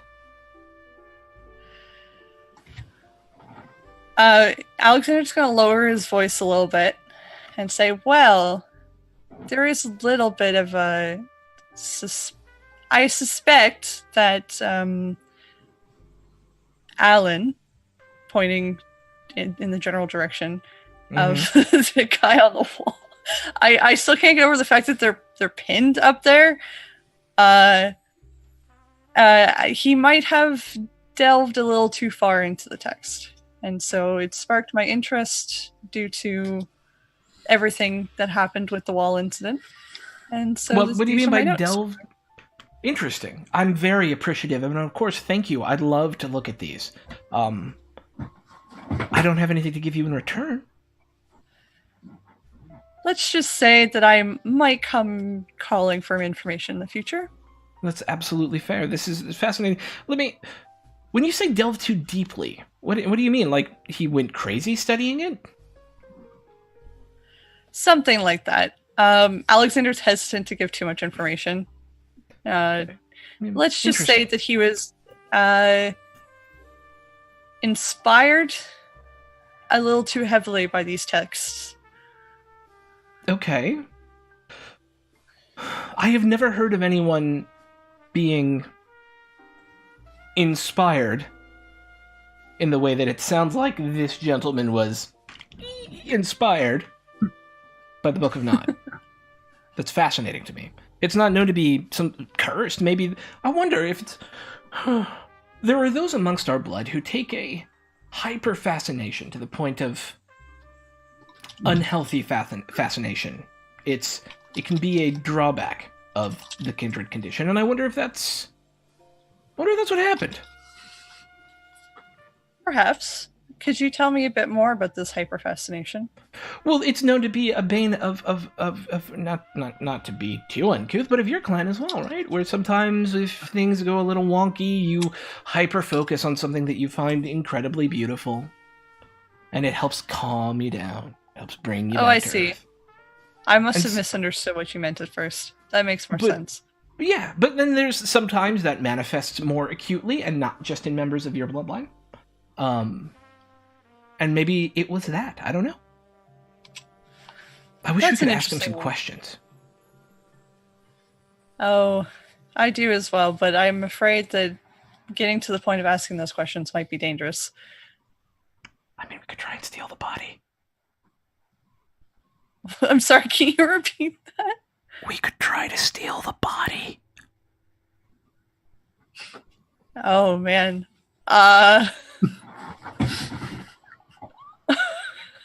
So player me is really like, yes, let's do it. Alexander is like, I don't know about that. That sounds like it could be also dangerous and possibly get us into a lot of trouble. All knowledge is dangerous. It's the first thing I learned when joining with my lovely people, is that all knowledge is dangerous. It's about how far you're willing to go to get that knowledge that matters. Well, how do you suggest that we go about this? If we decide to go about this. Cause a distraction? Do you know anyone who's good at hiding stuff? Like with the ability to... If this was a LARP, I'd be like, do you know anyone who's good with hiding stuff? And make the obfuscate sign, but I can't because it's not LARP, and I don't think any of you have LARP before and know that this means obfuscate. That's fine. It's okay. Sorry. That was a joke for anyone out there who used to be a LARPer. Maybe they're good at hiding things. Okay. Invisible. Yeah, invisible. Yeah. And then the number of obfuscate. Yeah, okay. Anyways.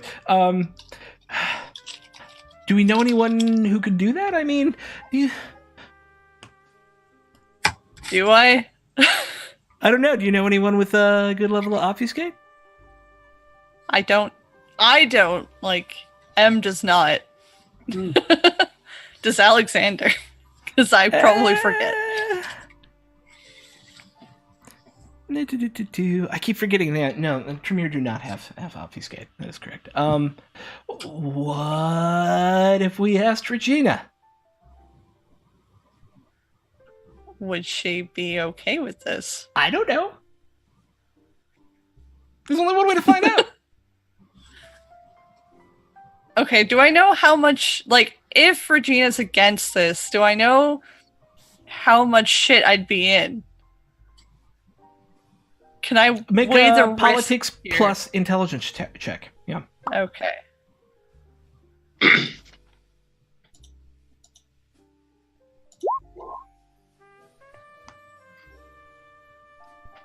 So Regina generally tends to be a goodly sort. She'd be more interested to know why you wanted to steal it. And then you think... You at 3 successes, you think she might be more interested in the information she could gain than in the fallout of not having the body there. But it's on the cusp. You don't know. It's risky. Oh God. I'm having this inner tension between what I want to do and what the character wants to do.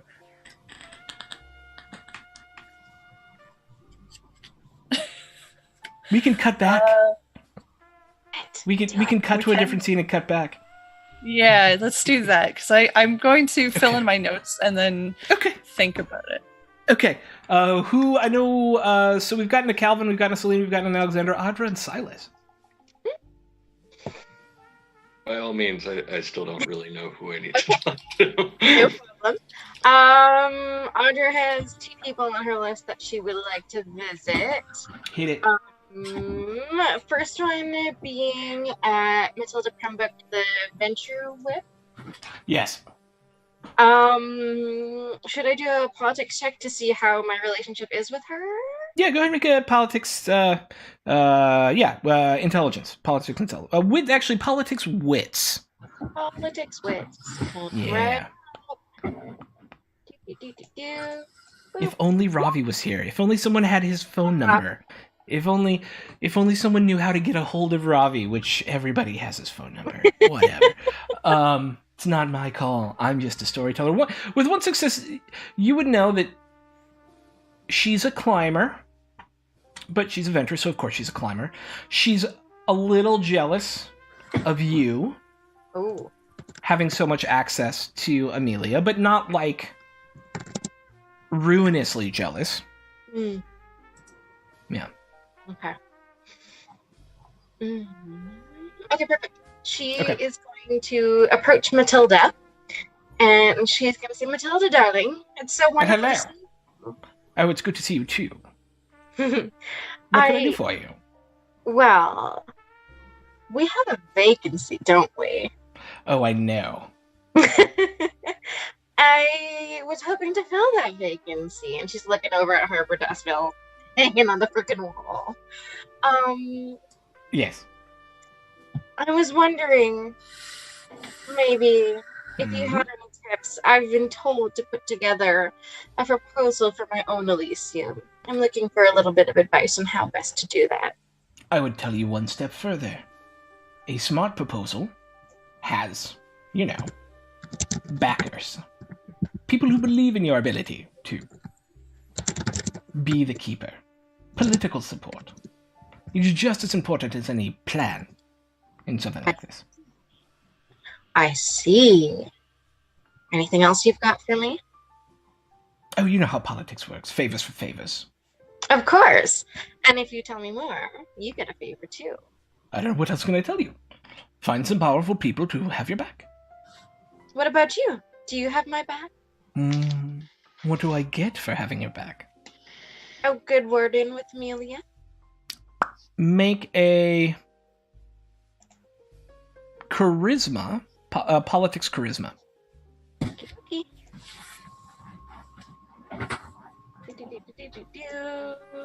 Buttons. I can always use more good words than with the prince. We do not get to talk as much as we should, although she gives me a great deal of leeway with the clan. And I know she is out of town, but perhaps if you could put me in contact with her, I would gladly see you as Keeper of Elysium, another member of the one true clan. Of power, of course. Absolutely. Should hold one of those positions. I do so agree. It's a little bit tricky at the moment. Things are scary out there, as you know, I'm sure. Oh, yes, I'm not going anywhere near downtown. I'm staying here. Yeah, it's a bit of a tricky place living there.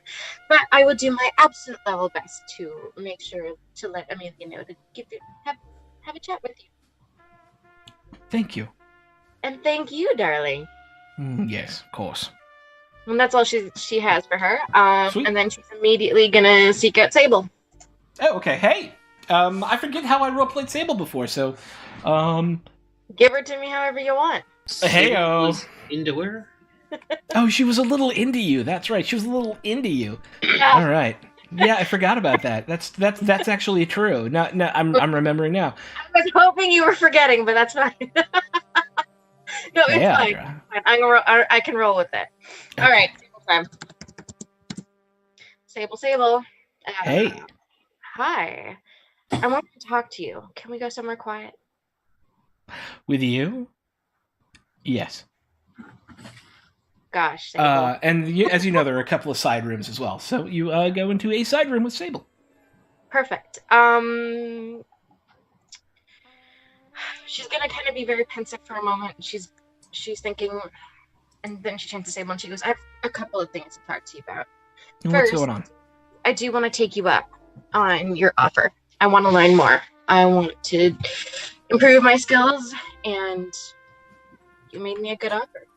Mm-hmm. I'm into it. What we'll do is we'll set up a time at least once a week to practice. Perfect. I really can't wait to see you. Good. I think one of the biggest problems with the Camarilla is our inability to defend ourselves. As much as I am irked by the Anarch movement, at least they know how to kick a little ass. They do. That is true. I'm one of the rare few, and I do thank my sire for teaching me how to fence, but... I've heard you're quite good at it. I'd love to show you sometime. Absolutely, we can trade. You can teach me how to fence, and I'll teach you how to do my thing. It sounds like a deal. Excellent. Perfect. So that's problem number 1. What's problem number 2? Problem number 2. I'm hoping to be the Keeper of Elysium. Interesting. I don't think my coterie is as keen on me being the Keeper of Elysium.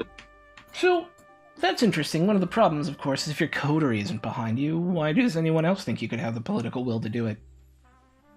If you can't even get the people who are closest to you. Like, this is just hard truth, right?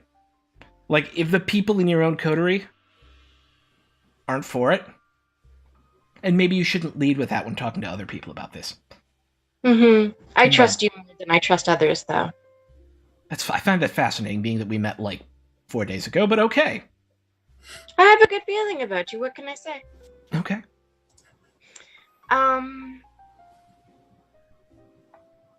Shoot, there was one more thing.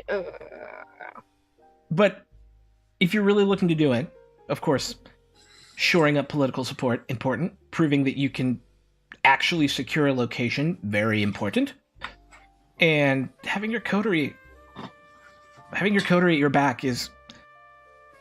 They're supposed to be your family, for lack of a better term here, at least for political expedience, and if you can't get them to support you, you need to find a way to get them to support you. That's good advice. Thank you. Mm-hmm. You just think about how it looks, right? Mm-hmm. Yeah. Shoot, there was one more thing I wanted to talk to Sable about, and it's just completely slipped my mind.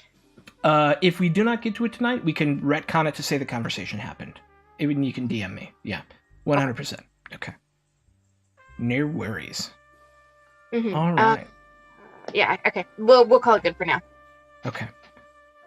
As you come back in, Calvin's having his conversation, Celine's having her conversation, Alexander's having his conversation. Silas, what are you doing?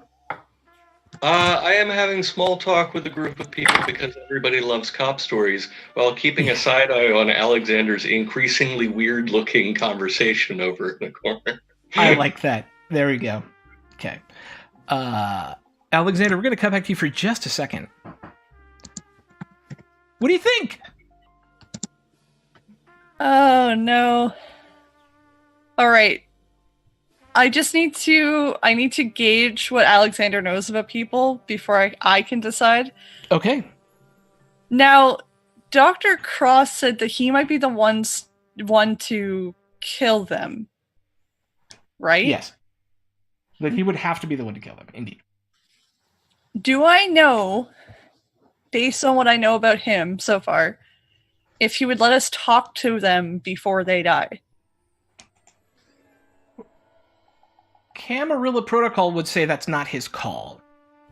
Okay. Right? So I'd have to ask someone higher than him? Yeah. Okay.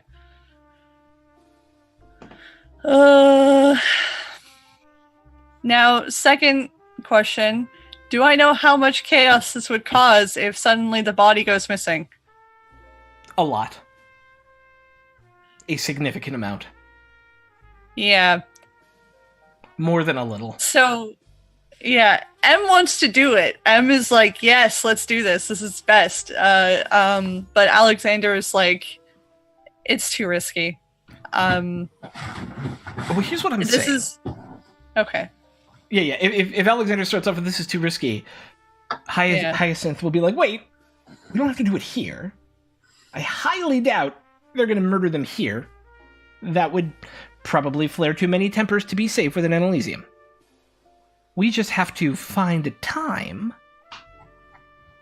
before the deed is done to learn more about this fascinating creature. For science. For science. Oh my god. Okay. He's being convinced. Or he asked how we would be able to do it without being found out. If we ask... obviously they will have to be moved, right? Mm-hmm. Yes. The answer is yes, Audra. Thank you. Okay. I'm sure that they came in a vehicle, and will probably leave in a vehicle. What we really need is someone... We need a distraction, is what we need. A big old snarking distraction, or a body double.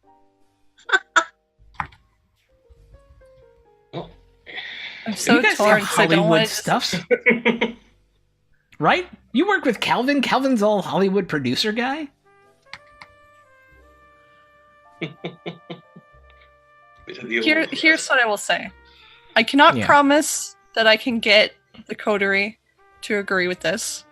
Okay. But I can promise that I will ask, and that I'll see what I can do. And if we can get more people on our side, perhaps we can go through with this. Because I am just as interested as you are, I believe, to find out what this guy has to say. Okay. We need to move fast, because they're not going to be alive that much longer. All right. Do I know, like, where everybody is? Yeah, you see them all engaged in conversation, other than Silas, who is hard side-eyeing you. Okay. Yeah, I'm not sure. Well, if Silas is not busy, I might talk to him first. Okay. Yeah, I can move things around. I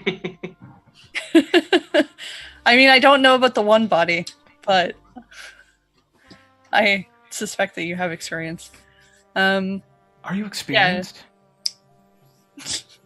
Yeah. So I'm basically going to say to Hyacinth that I can't say names today. H.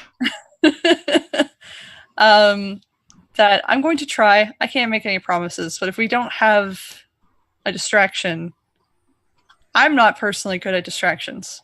So if we don't have a distraction and we don't have a way of doing this, I fear that we can't go through it. But I can see what I can do. I guess I'm going to go talk to Silas and say,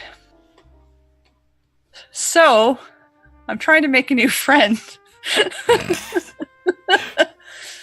And that friend wants to talk to a certain wall incident.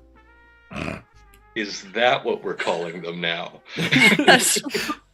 Well, it's that's like an 80s punk band, The Wall Incident. The Wall Incident. It's a Pink Floyd cover band. Do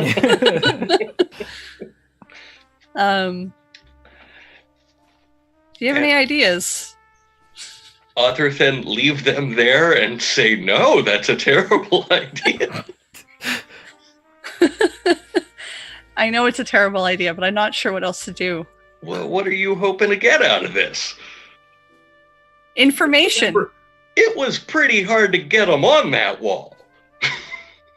Actually, did we get any, we didn't go back up to the hotel room, so Alexander wouldn't have any of that information. It is assumed that you would have shared all of that information unless you guys said otherwise. Yeah, right? I would have told Alexander everything about that room and probably given him the key to go and open it. Yeah. Oh, okay. Then that... Okay. Would that have told me anything to like dissuade me from doing this because he really doesn't want to, but I can't think of any reason not to. I mean, the only reason, like, the reasons not to are self-evident. The reasons to are you make a new friend from the magical clan of vampires, and you find out some more shit about the Book of Nod, both of which seem like good shit to learn about. So there's a balance here. There's like, you guys have some choices. I have put choices in front of you as a team tonight, and just to see what you do with them. Can't you just read books? Sometimes books are not enough. Alexander's really hesitant to say this, but sometimes books are not enough. Oh, brother. But if you're not comfortable with it, I'm not going to force you. And I won't go through with it unless I have... just didn't expect to plan a body heist tonight, all right? Oh, trust me, I really don't want to, but at the same time... Here.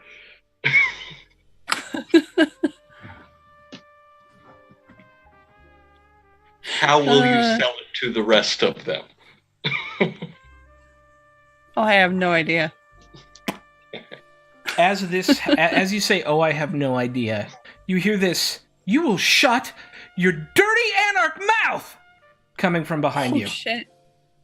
And assuming you turn around to look at that. I'm startled. Yeah. Yeah. You see Radiant yelling at Jeremy McNeil. Oh.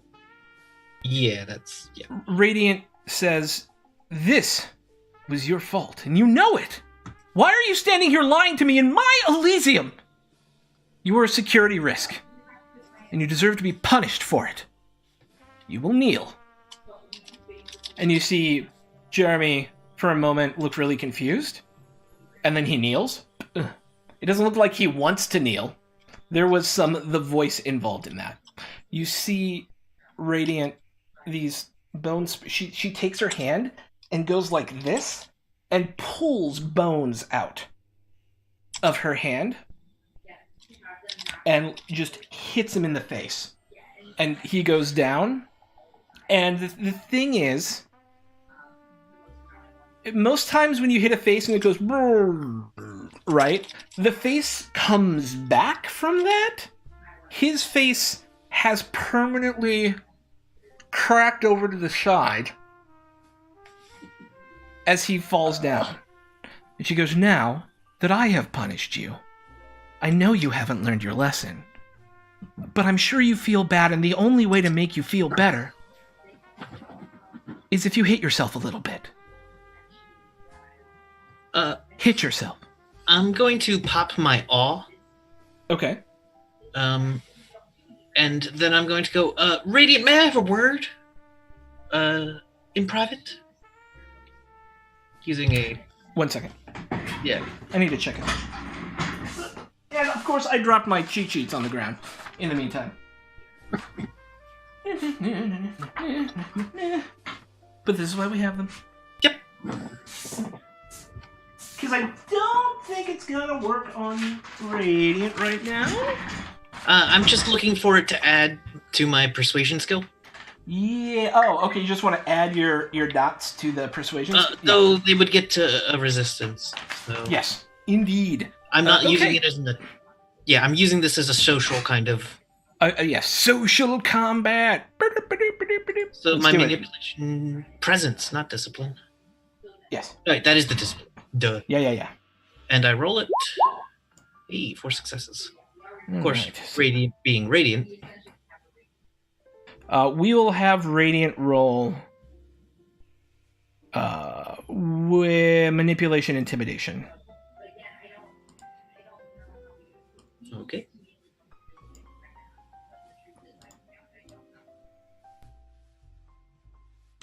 No. Yeah. They are going to use a willpower to reroll 3 of those dice. I still would like to. I'm not like mesmerizing Radiant to do this. Yeah. I'm asking Radiant in a very like business-like manner. If I could ask some question, I need to speak to you about something. She puts her finger, or they put their finger up to you real quick. Continue hitting yourself. I'll be right back. And then, businesslike, as you now see Jeremy McNeil, like, just laying into his own face.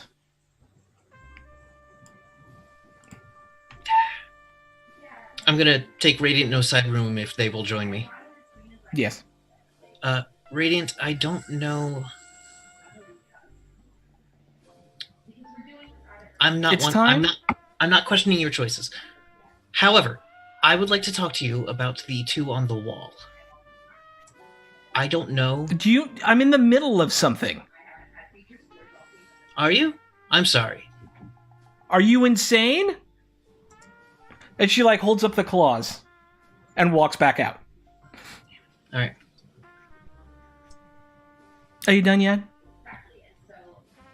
No? Oh, just one more. Just one more. No, she's looking back down at McNeil. Just one more? This will teach you that you're not in charge. That you don't get to have power here. That your stupid riots don't prove anything.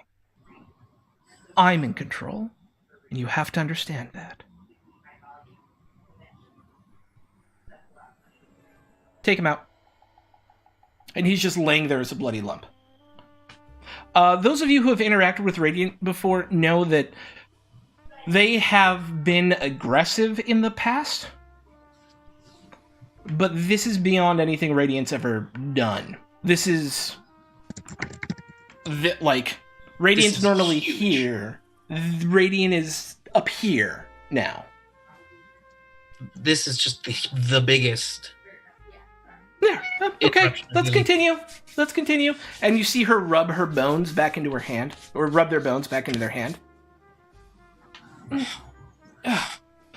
Sometimes you just have to send a message. Loud and clear. Anyways, about the people on the wall. Yes, I was wondering, were you there for any interrogation? Oh, we haven't talked to them yet. Oh. I just put them up as a showpiece tonight. We shouldn't have people breaking the rules. I understand that. Even the rules about Elysiums. Now. Especially the rules about Elysiums. I agree. I was wondering if I could be there for it. For the interrogation? Yes. I don't know. Why? I have a couple thoughts that maybe... I don't know anything for certain, but there might be more people involved. I want to make sure there aren't. Well, you should go investigate that and find out. And leave these two to me. As you wish. And I'll walk away. As Jeremy's getting dragged out, she goes, "Wait! Come here, real quick."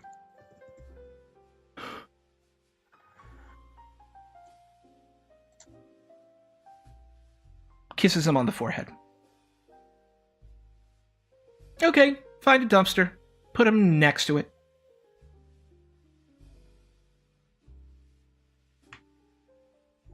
And then two of her deputies drag him away.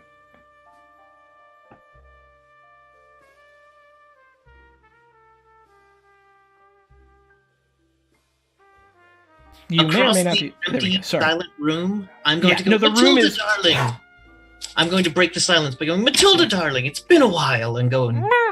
Yes. Going. Just trying to break the silence of the room. Yeah. Yes, of course. Come here. Come here. Yes. I'll go talk to Matilda for a bit. I'm gonna let Silas and Alexander go because they were talking to each other, and then we can do that. I don't know. After that, I'm kind of scared.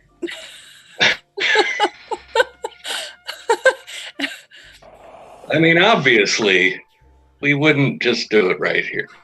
If we're just talking, it's two people shooting the shit. We would wait until they were carted off to wherever they're about to be carted off to. We follow at a discreet distance. Maybe we don't even need to be in the room when they,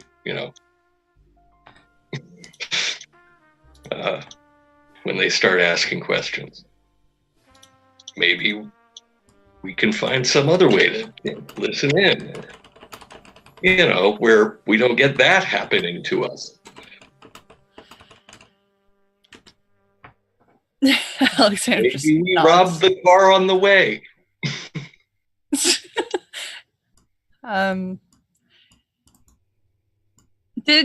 So quick question. Did Calvin talk about the interrogation out in the open, or did they go back into the room? I was trying to get her a little bit away from the situation. Yeah, Okay, I mean, I so- assumed you weren't like, "Hey, can I be a part of that interrogation?" Yeah, I wasn't kind of trying to happening. make- Like, excuse me, Mrs. Scary, Mr. Person. Yeah, kind of like what you're doing now is bad, but maybe I can distract you from it so it doesn't bite me in the ass personally later. Yes. And maybe McNeil will like that. Whatever. Yeah, so I'm just making sure that I'm not privy to that information. I imagine I don't know it. Probably not. No, assume you do not. Okay. Just making sure. Yep.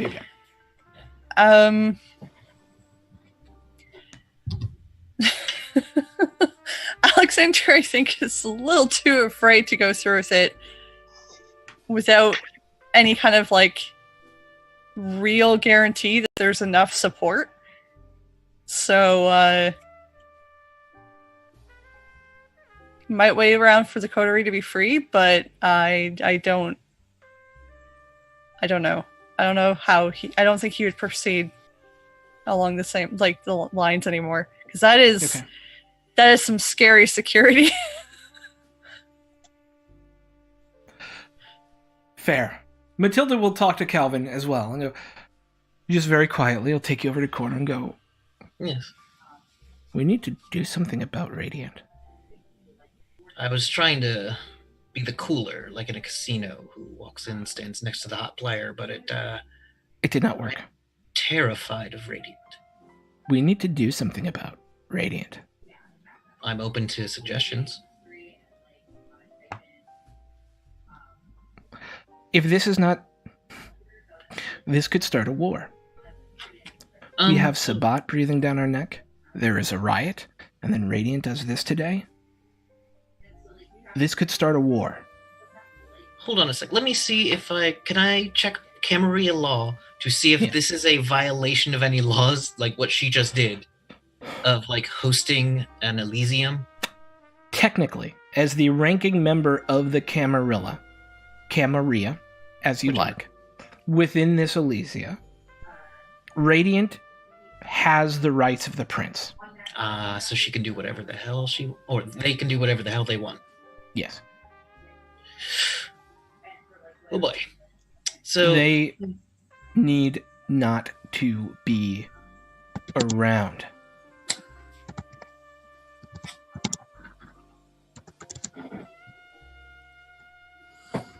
throw a tennis ball. That's all I got. That's okay. Metaphorically speaking. Can we give them a rabbit to hunt? They have a rabbit to hunt, and you saw what just happened. You want to give them someone else? Do you have anyone else you want to give them? No? Okay, then.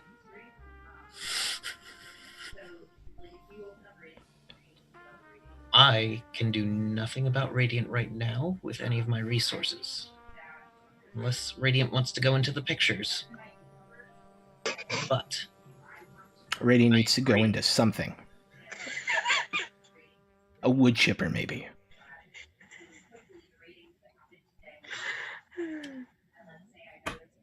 if there was anyone here, I'd say it would be hard to make disappear. They would be the hardest. I don't disagree. Wait, you hang out with that Silas, right? Yes. He's close with Lucille, right? True, we could get the prince against Radiant. Or Lucille I mean, against Radiant. Lucille already doesn't like Radiant. Thank you, Matilda. Yeah. And we're actually going to stop and take our break right there. For it is cat feeding time here at the Vampire Hacienda. So we'll be right back in just a moment as we allow people to do what they need to do, and I go feed my cats. Jesus, read it. Bah! Shit just hit the fan. Shit just hit the fan. Shit just hit the fan. Shit just shit. We're all gonna.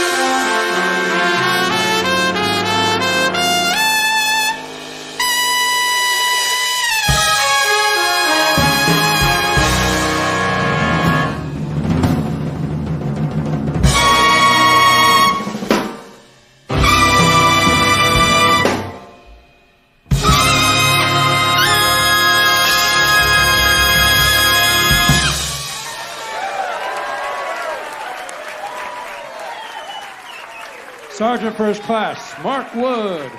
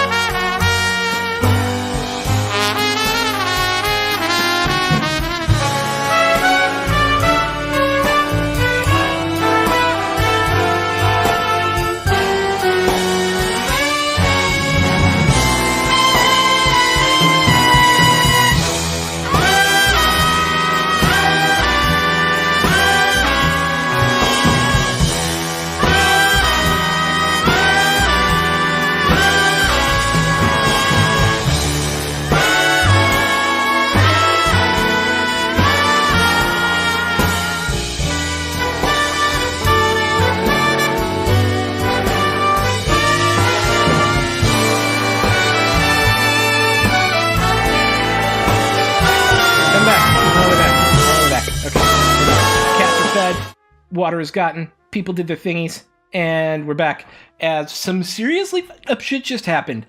And now we're dealing with the aftermath of it, as Radiant, the sheriff, just kicked the living crap out of Jeremy McNeil, one of the senior members of the Anarchs, who, I don't know if any of you are interested in determining why Jeremy was here, or investigating any of that, or if you just want to get the fuck out of Dodge, or what do you guys want to do next? I did want to go outside by the dumpster and see if he was still moving. Oh, he is not by that dumpster. Oh. Yeah. They would have taken him far. Or probably not. Probably not. Yep. So we wouldn't know where he is then. No, unless you had like reacted instantly after to be like, I want to follow them. They drove off. Yeah. Yeah. I'll lean into Matilda. Matilda, do you know why he was here, Matilda? Why would he even show? Well, they're allowed. Anybody's allowed. So and there's this whole... We just got a few more, I hear? What do you mean we got a few more? Anarchs that joined the Camarilla. Yeah, there was a whole coterie that just joined. They saved Hamilton, Regina's brother. It's a Nosferatu whip. Good thing, too, because we had to remove their sires for embracing them in town without the permission of the prince. Oh, yes. And then, but they subsequently proved themselves by finding Ham. It was pretty great, actually. That says a lot about them. But why was McNeil here? I didn't hear the whole conversation, but he was here talking about finding a way to work together. Trying to figure out how to bridge some of these issues, which makes what Radiant did all the more damaging. problematic. Yeah. A joint enemy, but okay. Well, yeah, that's what I'm saying. If there's Sabbat out there, we need to be working with the Anarchs, not beating them senseless in fucking Elysium. I agree. I'll let you know if I have any ideas. I mean, what has Radiant been drinking? Actually, that's interesting. You should talk to Hyacinth about that. There's a theory going around right now. Not that it absolves anyone of anything like that. No, I mean, they're still responsible for their actions. Yes. But Thank you have for you the- noticed people have been freaking out a little bit more recently? Yes.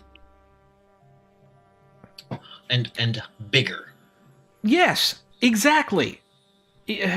Hyacinth can explain it better than I can, but essentially, everybody's freaked out over the war, right? Everybody's worried. Everybody's always thinking the Japanese are going to attack. Everyone's always thinking there's some sort of sabotage going on somewhere.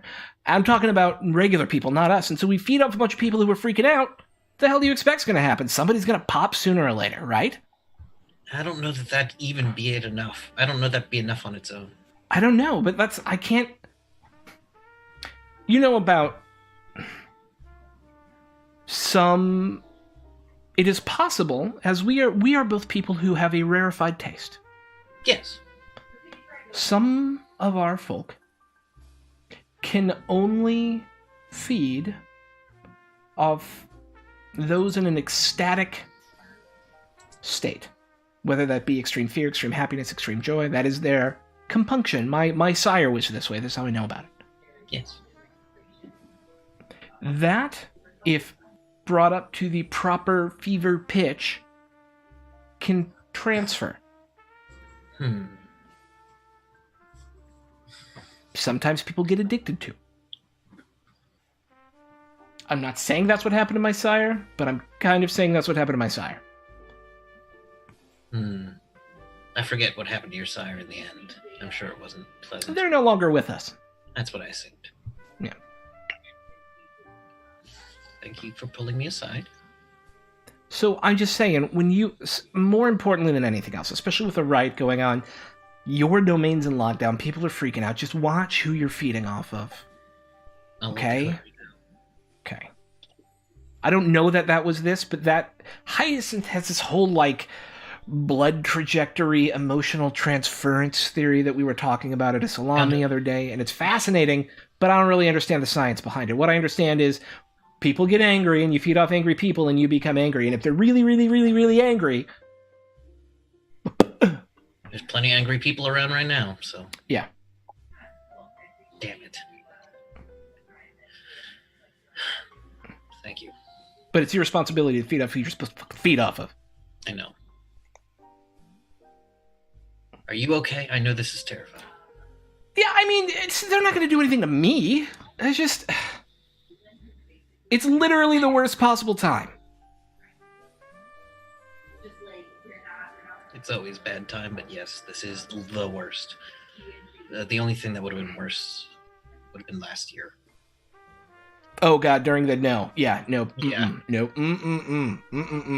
Although this could be worse because there's...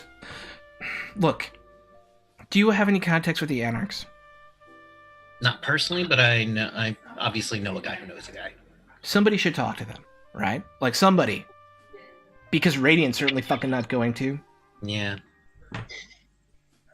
Alright. Thank you so much. Mm-hmm. And all. What's everyone else doing? Yeah. I'm gonna approach Philomath. Hey! Hi. It's been a while. Yes, how are you doing? Good for the most part, though that was, dare I say, exciting. It's one word for it, yes. It has been nice to have a couple of quiet days before today, though. I can imagine you did some good work, I heard. Yes, thank you. And now, with the keeper spot open for the math, I was hoping that I could get your blessing for such a position.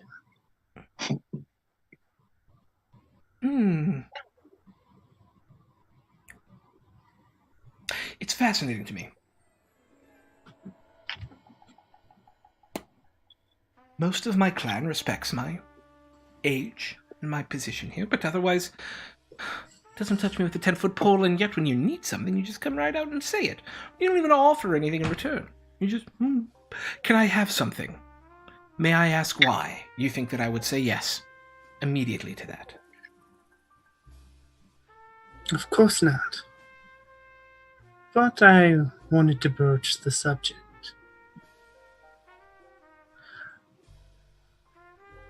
I'm, of course, always willing to help you. And you are always welcome at the Vandiora. I know it's not the most comfortable place right now to be, but you're always welcome. Can you make me a politics and etiquette? I'm sorry, etiquette and charisma. Unless you're lying. Are you lying? Are you being manipulative, or are you being honestly charismatic? Honestly charismatic in this case. Yeah, etiquette, charisma.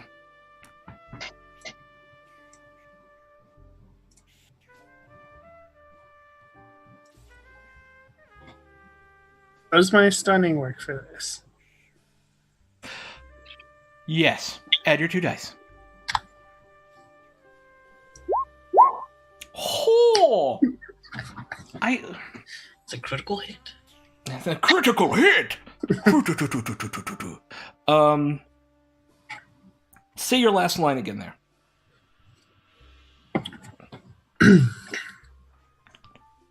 And of course, you're always welcome at the Vandiora. You know, it feels good to be welcome somewhere after. I just feel like the family doesn't want me around. It's like the mother everyone wants to forget about.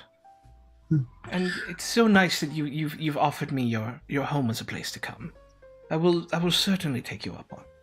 Yes, well, I've been trying to get it to Alexander that us Toreador need to stick together, and that includes you. I'm heart-warmed and heartbroken at the same time to hear that. Thank you. Of course. It's awfully nice. Of course I will stand behind you if you wish to be Harpy or Keeper. It only makes sense to have a member of the Toreador pick the best places for us to meet. Thank you. Are you enjoying tonight? No. This was horrible. I agree. We have to do something about Radiant. Yes. That feels like a mess. They've been on a crusade against the Anox for years, since they gained power with Prince Landerhaven, but this is beyond the pale. This is... We're not in Kansas anymore, as they say. Right. A crusade, you say? Is there a reason? Some hatred? I know that I have put it behind me myself, but I have had my problems with seeking revenge in the past. Yeah. And I'm just wondering if you know that could be the root of Radiant's current state. It's possible. I know Radiant is particularly angry at those Gangrel who have chosen to not be members of the Camarilla. But we'll use that as an excuse to bring all of them back into the fold, which is odd because the Onyx are technically in the fold already. It's like beating up the member of an opposing political party in the same governmental system. It doesn't make any sense to me. Somebody needs to talk to the Anarchs and let them know that we're not all behind this. Although, the political problem with that is, due to the nature of how we must run our security at the moment, it's not like the Prince can just go talk to them. Having our most important person talk to one of their most important people is too big of a target right now. I don't know how or if we can bridge this gap.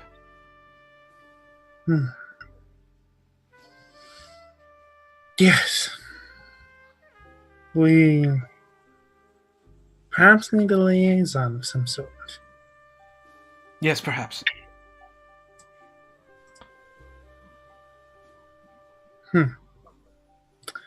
It was good meeting with you, or speaking with you again.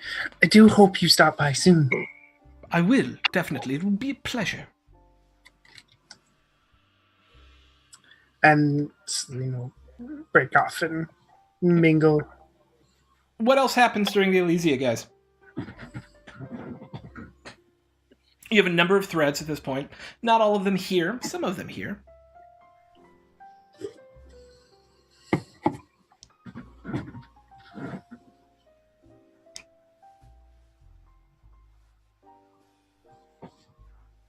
Mingle, mingle, gossip, gossip. I think the entire gossip's going to be... Yeah. But what happens next is up to you. I'm not... There's no pull of direction at this point. You've got about 3 different things that could happen. I think I'd like to kind of wave everyone over to a private room while we're still in Elysium. Okay. Yeah, I'll go. I want to keep this short, but I think we all know that can't happen again. What did Lucille tell us to look out for? That. Exactly. Exactly that. I don't know what to do about it yet. I'll have some more questions in a bit after I thought a little. Does anyone know? My greatest concern right now is we need the Anarchs on our side. I don't know how, but... Do you talk to the Anarchs? Because I don't. I don't, but I have contacts on the streets. True. What about the Bruja going shooting? Was that public knowledge? No, I wouldn't know about that. Sorry. Silas, just as a reminder, your sire happens to be, and I don't know if you want to bring this in or let the other people know, but your sire happens to be a member in high standing of the Anarchs.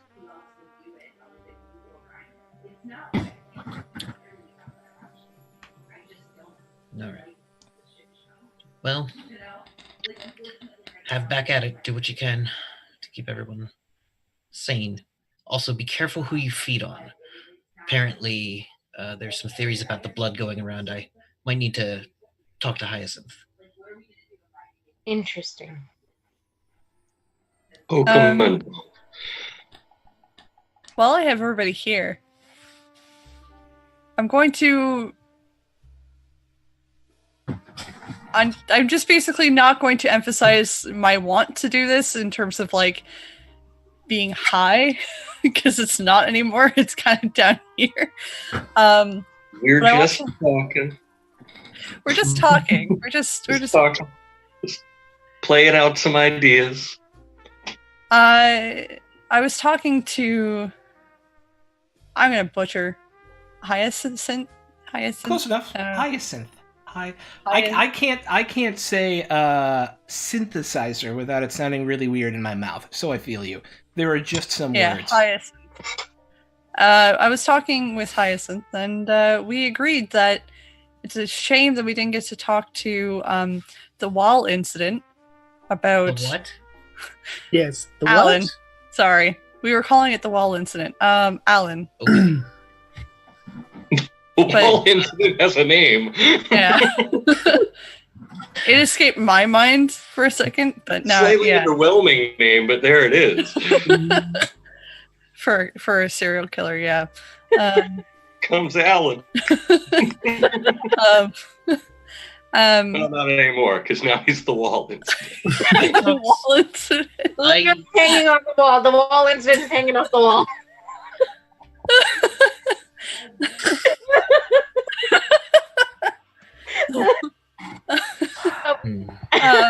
Okay. But I'm not sure what we can do about that, especially given Radiant's display. I briefly asked Radiant if we could if I could witness the interrogation, which I believe there will be, but I'm not sure how long it will last with Radiant in that state. And I don't want Radiant to accuse us of anything right now. Neither do I. Which is why I think I'm going to have to tell Hyacinth that I'm not able to continue with her proposition. But I was wondering if there might be a way that we could listen into the interrogation. That's not something I'm extremely skilled at. You have good hearing. I do, but I'm not good at sneaking Talking around. your way into places. That too. Plus, we still need to go discuss the docks. And any further conversation, I think, might have to wait till we're no longer in Elysium about the current biggest danger in the room. You're also free to leave whenever you want. You're not locked here. This is not just to let you guys know. You don't have to stay here for any reason. Does anyone need anything else, or should we leave now? No, might as well be as good as any time to leave. I just have to say goodbye to Hyacinth. Actually, no. See if you can ask Hyacinth about her theories about the blood. I don't really understand what I heard, but apparently she has theories about blood and reactions like radiance. I can do that.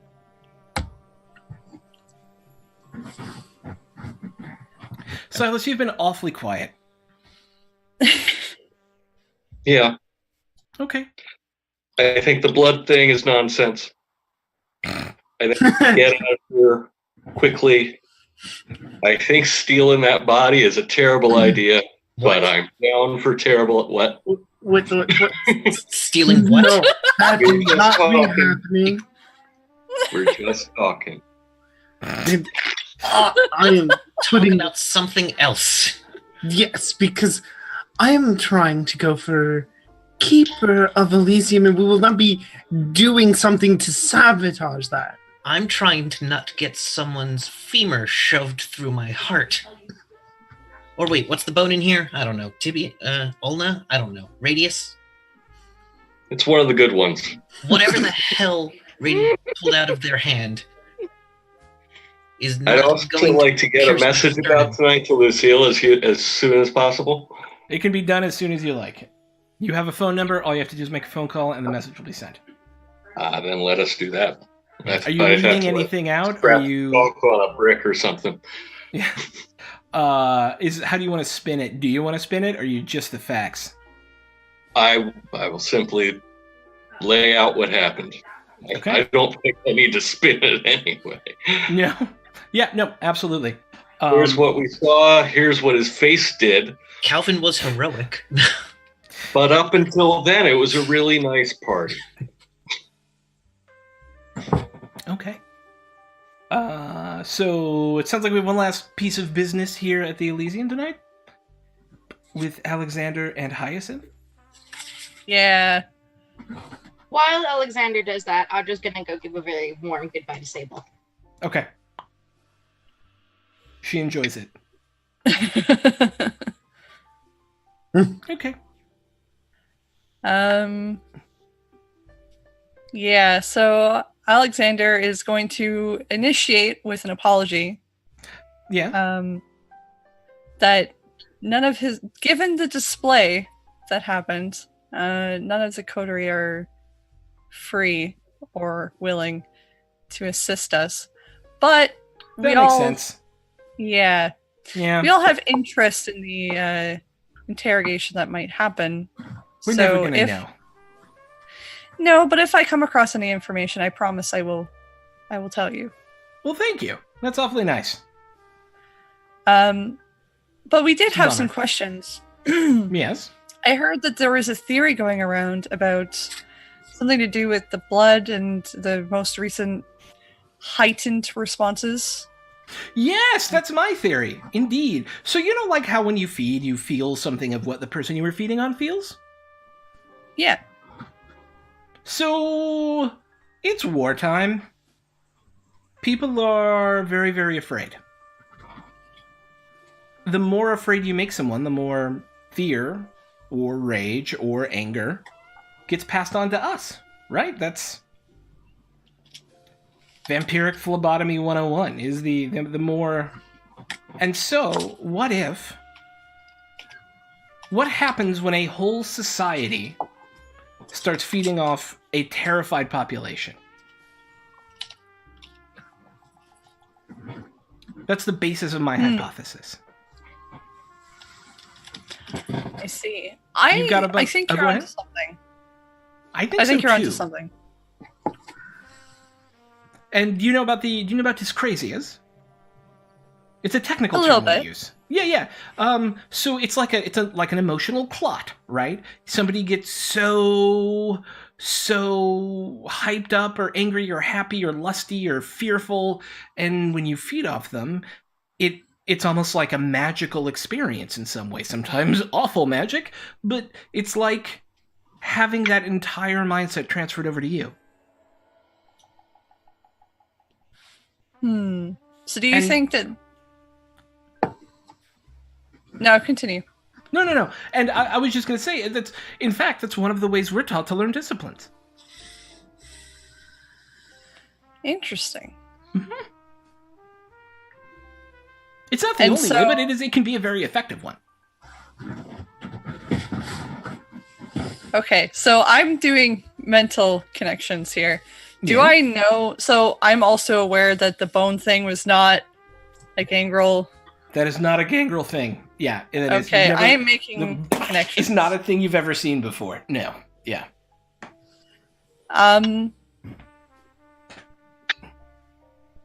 Along the same lines, Yes. do you think it's possible that what we saw Radiant do was due in part to the thing that I'm going to butcher the name of if I say it? No, that was vicissitude. That is very terrifying that Radiant has that discipline, but I'm aware of it. The only people who tend to have that discipline is a clan called the Zamisi. The Zamisi aren't in the Camarilla, they're members of the Sabbat in the main. There are some who are independents. There are a few in the Camarilla, but it's like that many. And they tend to be hunted down by their other clansmate and killed. But it is the ability to shape bone and flesh. Okay. How Radiant got it, I have no idea, and is kind of terrifying.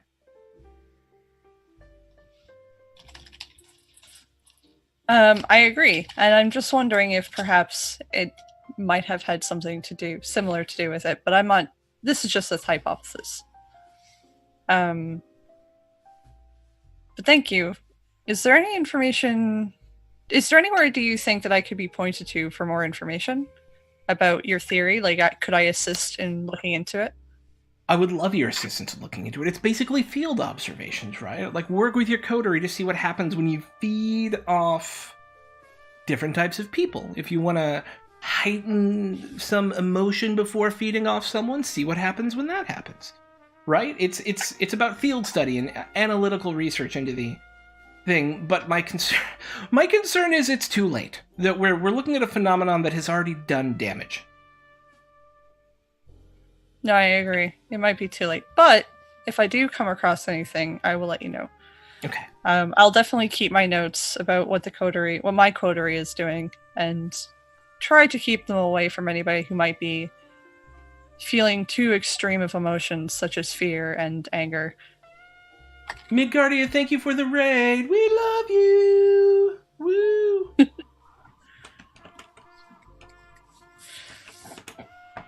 But yeah, so unless Hyacinth has any more information on those lines or any suggestion, I'm sorry. Yeah. No, it's totally acceptable. How can I keep in contact with you if I have any additional information for you? Well, we're on UCLA campus. I'm sorry, USC campus. You can get to our front desk with this phone number. I don't have a personal, we're not allowed to have personal numbers, but you can leave messages for me at that number. Excellent, thank you. And I'll give a similar, information. It's you can contact me this way. I'm assuming the Haven has some kind of thing for contacting. Yeah, you guys have a phone number. The club. Yeah, so we'll exchange information and I'll go back to the coterie. Okay. One last thing I wanted to do before I leave. You said Fiona, the new child of Hyacinth, is there? Yes. I wanted to, at some point in the night, look over at her and say, Priscilla, and see if she responds. Priscilla? That was me. Because Priscilla, yes. No. Okay, good. Just checking. Yeah. This is the only botanist I know. Okay. Yes. And Right. with that, you all leave Elysium. To where? As Was we there something else? Yep. As we leave, I wave at Philomath as we leave. Bye. She waves back, very happy to have seen you and to have been critted on you with your lovely speeching. And I don't know what happens next. You guys got to tell me. Where are we going? Time is it? It's 1 in the morning. Yeah. It's always 1 in the morning. Did you get in touch with Lucille? Did you get Lucille on the phone, or did you simply leave a message? That's an excellent question. Did I You get simply Lucille? left a message. Okay. I left an accounting of the evening. All right. She gave us a direct task to do.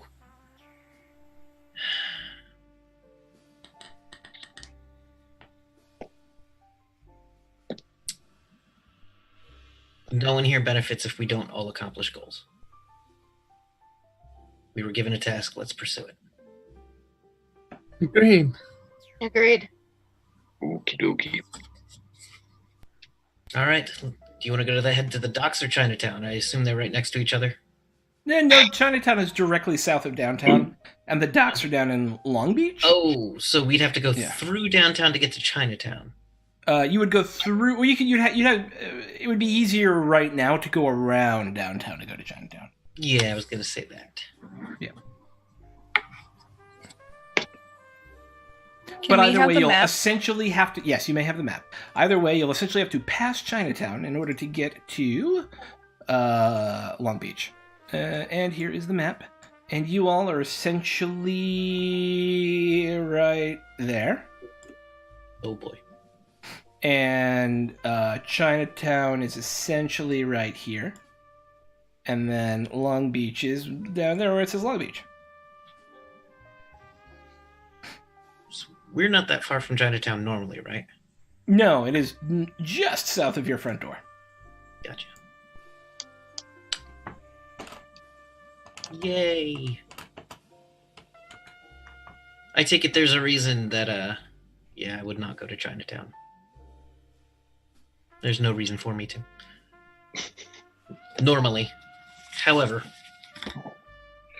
does anyone know anything about Chinatown? I'm not too familiar. Personally or in character? Either way, no. In character, I might put some stuff, but personally, I cannot fill that in. Yeah. This is Silas asking. Do you want to go to the beach first, or Chinatown first? I want to see what the deal is at the beach.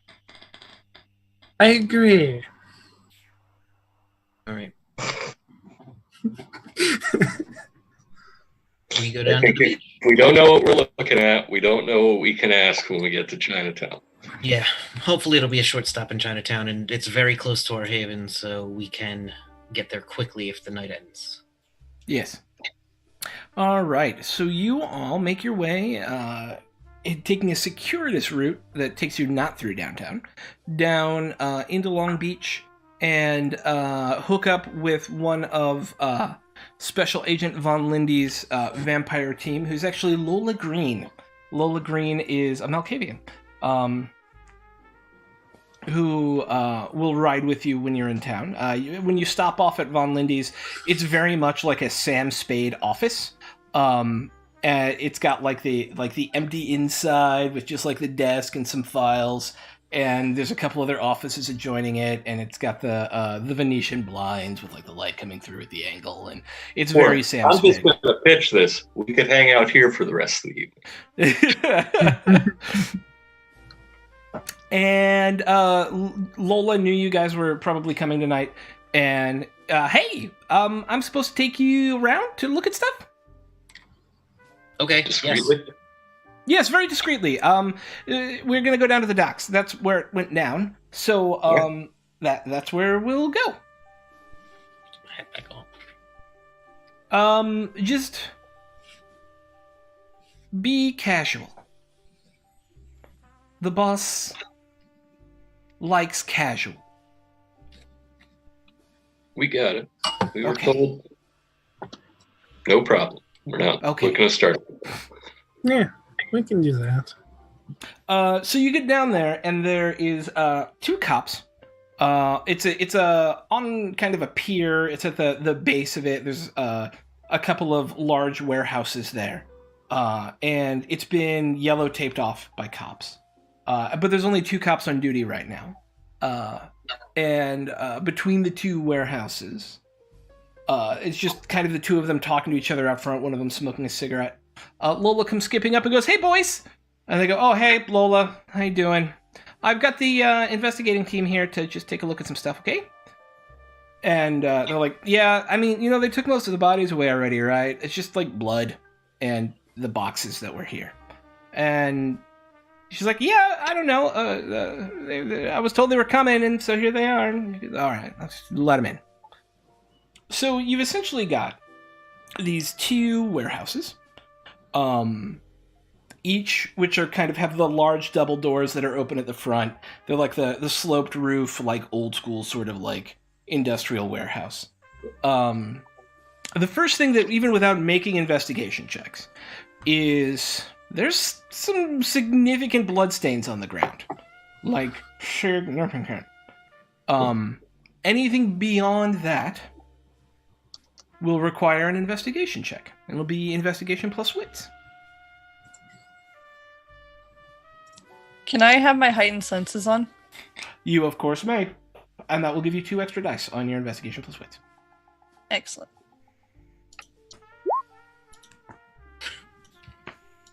2 successes on 3 dice is not bad. 5 successes on 7 dice is awesome. 1 success is good. I'm a nurturer. What do you want from me?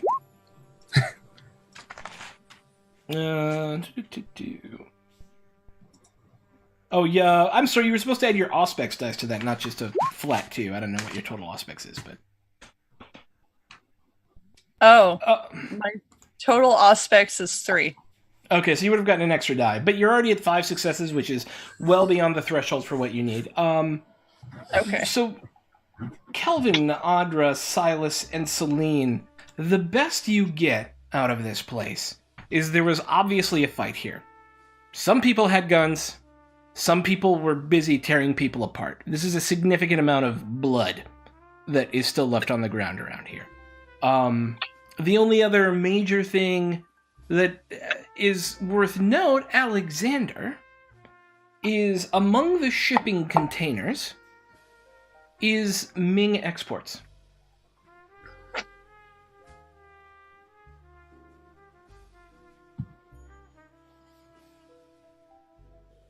I don't know anything about Silas and Celine's deal with Ming, though.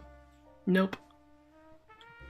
But I know that what has already been said about Ming? Sergei thinks that Ming is trying, and Sergei didn't even say who Ming was, other than they are a non-affiliated vampire who claims, and it is respected that they claim Chinatown. That is literally all he said. It's as this is happening, however, you also get a flash. Oh, good. You see men in these. It's nighttime. You see some bodies around you torn apart, and you see these two men with these, like, they're wearing fedoras. They have thin black ties with a white shirt and a black suit, and one of them shoots a figure who you can't quite see. The bullet almost looks like it burns as it hits them. And you also realize it's really weird. They're wearing reflective shades, but the vision ends as that guy gets torn apart. But there's something unnatural about those two people. And it's almost as if whatever tore them apart was far more feral or animalistic or non-human. It didn't feel like other vampires you have met felt. Okay. And that's the whole of them. No. Okay, so that's all the information. Well, I'm going to point out the Ming exports. It's just Ming rings a bell. I don't know anything about Ming, but... Ming is the name of the vampire we were told to talk to. Yes. Well, we have Ming exports here. I want to know what's in this crate. Are we allowed to investigate? We're allowed to do whatever the hell we want. Yeah. Hey, Death, can you private message me what's in those crates? Calvin would like to know and is going to see if he can find a crowbar to hand to Silas. Yeah, you pop them open pretty easily, and there's a weird golden glow as we wait for Schrodinger's box to write to me and tell me what's in those crates. Sure. What's in the box? What's in the box? Beautiful. Yeah. Terrible. The beauty of having 4 storytellers is that we can lean on each other for additional information. There it is. It is a number of jade sculptures and Chinese vases. What year did Maltese Falcon come out? To the interwebs. Yeah, it was before World War II. 1941. I'll be looking. Oh yeah, October 3rd, 1941. So you've seen the Maltese Falcon, right, Silas? Oh, interesting. As you crack open the second box... No! Why? No kidding, of course I have. Took the whole precinct down to see it. It was great. I was going to say, drop a vase. So in the second box. Yeah, the second box.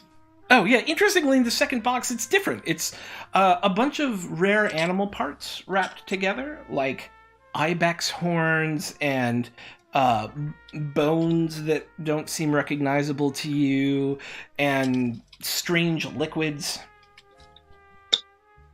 Yeah, this tracks.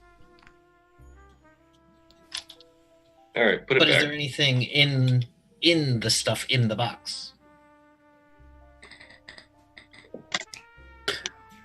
This is exotic foods. No, not that. I meant the statues and the vases. I thought that was in the statue, the vases. No, it's in the second crate. Oh, okay. Well, Well, yeah, then there's let's 2 crates. Crate number 1, breakable things. Crate number 2 is like tea and weird bones and unguents and oils and things. Yeah. Well, then, yeah, let's, whoopsie. I dropped the vase. Okay. You can so reach what in happens vases. when one of those vases... are you dropping a vase or a statue? No, I'll go with the statue. You can look inside a vase. Yeah. Interesting. So you get a sense of power when you pick up the statue at first. Do you still choose to drop it? It feels tingly or something.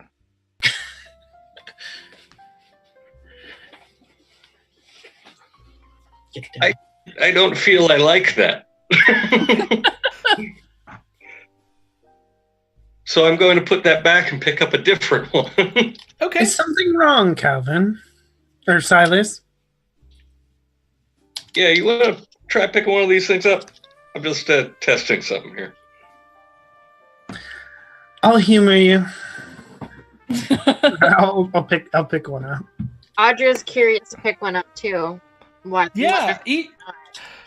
No, It's thank like you. they're warm or have a little bit of electricity. Like there's a tingle of electricity through them or something.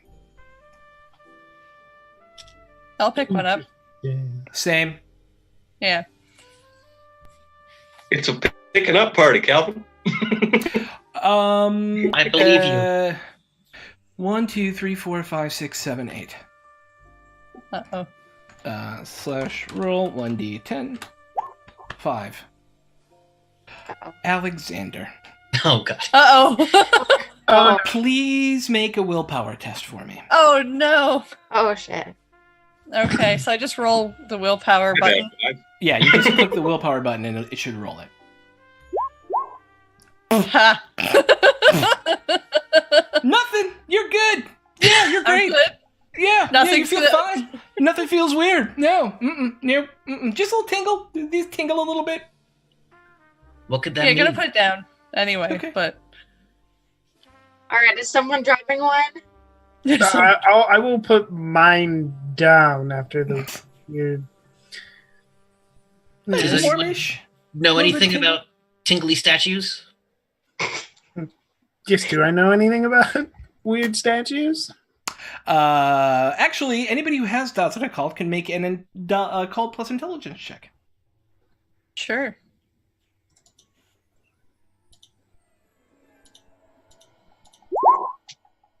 What's with all these fives? Don't Damn. complain. I'm not complaining. Cool. You're absolutely killing it. Yeah, Alexander seems to be just leading the charge tonight on the knowledge bombs. Okay, Alexander.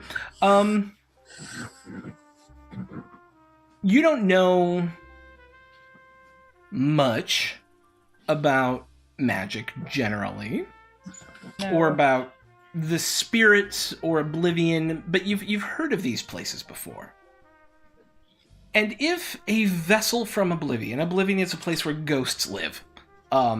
If there was a vessel to contain a spirit that once resided on the other side of the Veil of Death, it would probably feel like this when you touched it.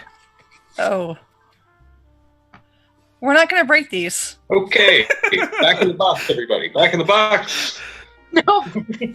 I will explain why, but the first thing that comes out of my mouth is, let's not break these.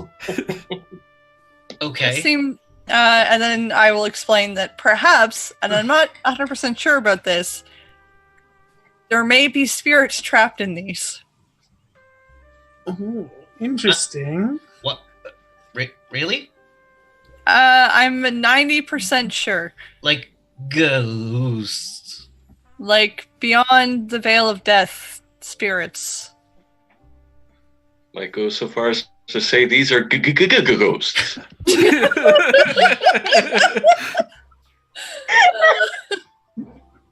Like, Slow clap. so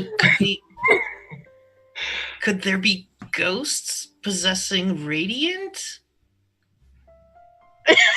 Oh boy, one theory at a time here.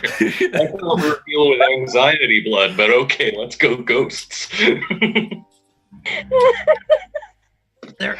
I have to ask, did Alexander tell us about the flash yet? Not yet. And the reason for that is because I wanted to see if I knew anything about people who wear black suits. Or if that's just a random detail. Like, is there a Men in Black? I mean, Was everybody's you would have first? to say that out loud. Yeah, you don't specifically know, but there is an extra person with you as well who hangs out here a lot. Yeah, I'll probably ask that. If I can't figure it out myself, I'll be like, so, is there a group of men who commonly wear, insert description here? Yes. Why? Now I'm going to explain the Flash. Okay, it's time to go. We're gonna take those crates. We're gonna do what? Great. We're taking Ming's crates. Okay. Can I was told we you guys have vote on investigative carte blanche. Also, I want to go outside and just... is leadership covered with tactics? Sure. All right, can I do a leadership check to see, like, what kind of... Well, that might be... I'm sorry. I'm trying to see, like, if someone was scoping out this place, where would they be? Actually for that, make a wits, a leadership and wits test.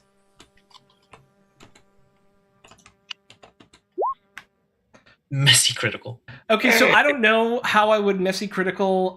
So I'm starting to come down on the house rule about messy crits and when they should and shouldn't apply. And I do need to talk this over with the other storytellers, but I am starting to feel like anything that revolves around an intelligence test of any sort, intelligence, wits, resolve. Mm-hmm. I don't understand why your beast would rouse for that. It's... Unless you can think of a good way to narrate a messy critical out of looking for a sniper's post or something. Yeah. Calvin... Going into Calvin's brain, you'd see it like a scene from a movie? Yeah? But I don't know how to make the beast part of that. Well, so the easiest thing to do would be to put a stain on your humanity, as you, for a minute, can totally see how awesome it is to be able to just, like, rip people apart. And then... But that would be, like... So that would be, like, the intelligence piece of that, right? Like, you get it for a second. Yes. And then you're like, no, that's awful! And you would take a stain on your humanity. Okay, I will take that stain on my humanity. Okay, mark one stain on your humanity. That would be on the far right-hand side of the track. Gotcha. Stained. Okay. Yeah. I am not super in love with a lot of the messy crit interactions with intelligence and charisma skills, and this may just be a personal thing. Yeah, but yeah, you got a crit on that bad boy. And so you notice a shack sitting off, but 200 yards down the pier, not up the pier into the water, but down the pier to another, like, long shore, right? That seems to recede back into there's like an escarpment behind you here, right? Like you have to come down this escarpment to be like down on the docks themselves, that seems to recede into the docks. And if you were a betting man, you'd say that crooked stovepipe that's up there, it's a handy way to look around like a periscope. And in fact, as you look over there,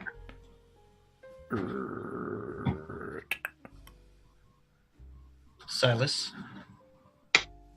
Yes, dear. Find out who's in that shed right there. I guess I'm gonna book it at that shed.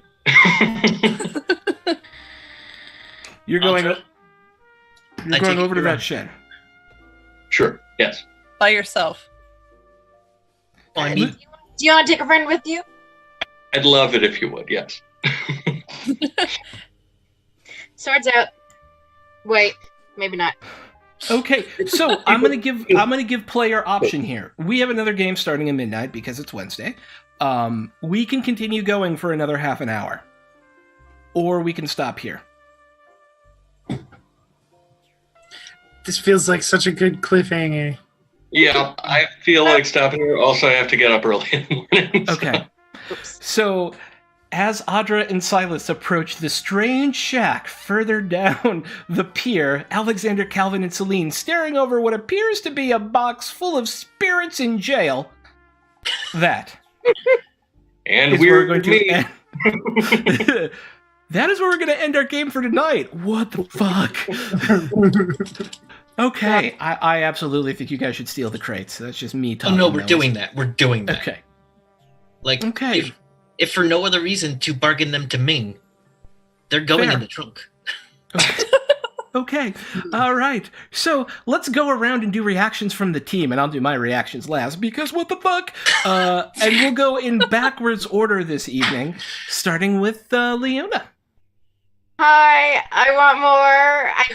Where did the time go? Just holy shit, what the fuck? I have no proper English for all of the exciting and awesome and potential coterie infighting drama and all that shit. That's all I am right now. It's just like straight up. So we'll see. Sweet. Where can we find you? Oh yeah, I should probably mention that, right? Yeah, and what do you do for Welcome to the Party? Because you do stuff. I do. You can find me on Twitter at the LadyBeth11. You can also find me on the Welcome to the Party Discord at the LadyBeth11. I am a mod for Welcome to the Party, and at the moment, I am working on putting together a People of Color one-shot series. We're hoping to start running on Sundays at 8:30. It will not be this Sunday, or probably not the Sunday after, but People of Color getting together, doing one-shots, playing Honey Heist. I'm gonna GM for the first time. Like it's. Yeah, I'm going to GM Honey Heist. I'm terrified. I'm excited. I cannot wait for this to happen. All the pieces are starting to fall into place, and I'm very, very excited to do this, to just bring people together. So, yeah, please stay tuned for more information, and please do join us when we start. Woohoo! I'm very excited when that happens. I'm very, very excited about it. Thank you. I just want to say that I'm excited for Leona, because DMing for the first time or GMing for the first time is so exciting. Thank you. So I hope it goes well. So everybody should stay tuned for that. I am M. I play Alexander. You can find me on the Twitters at DobsonM. Tonight, I don't know what to think. I didn't think spirits were a thing. I don't know. I don't I don't know why I didn't expect this. I mean, we're playing with vampires, right? For some reason, I thought, okay, maybe these guys in black suits are werewolves, but I don't know if those exist in this world. I don't know anything about this world. So now I'm a bit confused, and yeah, I guess I'm going from almost staking my sire to doing really well at investigation rolls. Well, you almost stole a body in front of Radiant, so...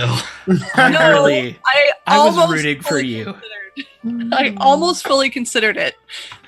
I was still on the fence, and hoping that other people would say yes, because, you know, me as a player really wanted to see that happen. Yeah. But Alexander remained on the fence until that thing with Radiant happened, and then it was like... Oh yes, that's why you don't fuck with Radiant.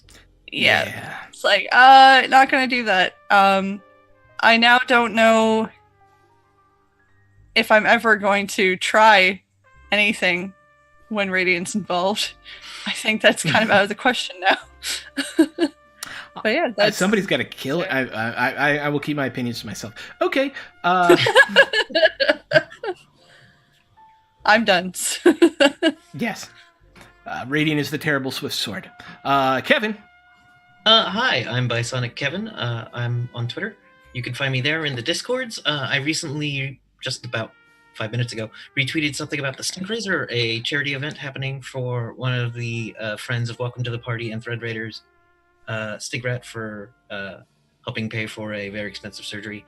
And that's happening on February 23rd, 24th. I'm involved in one of the games run by Maddie, so it's going to be a blast. And feel free to get more information about that and join us.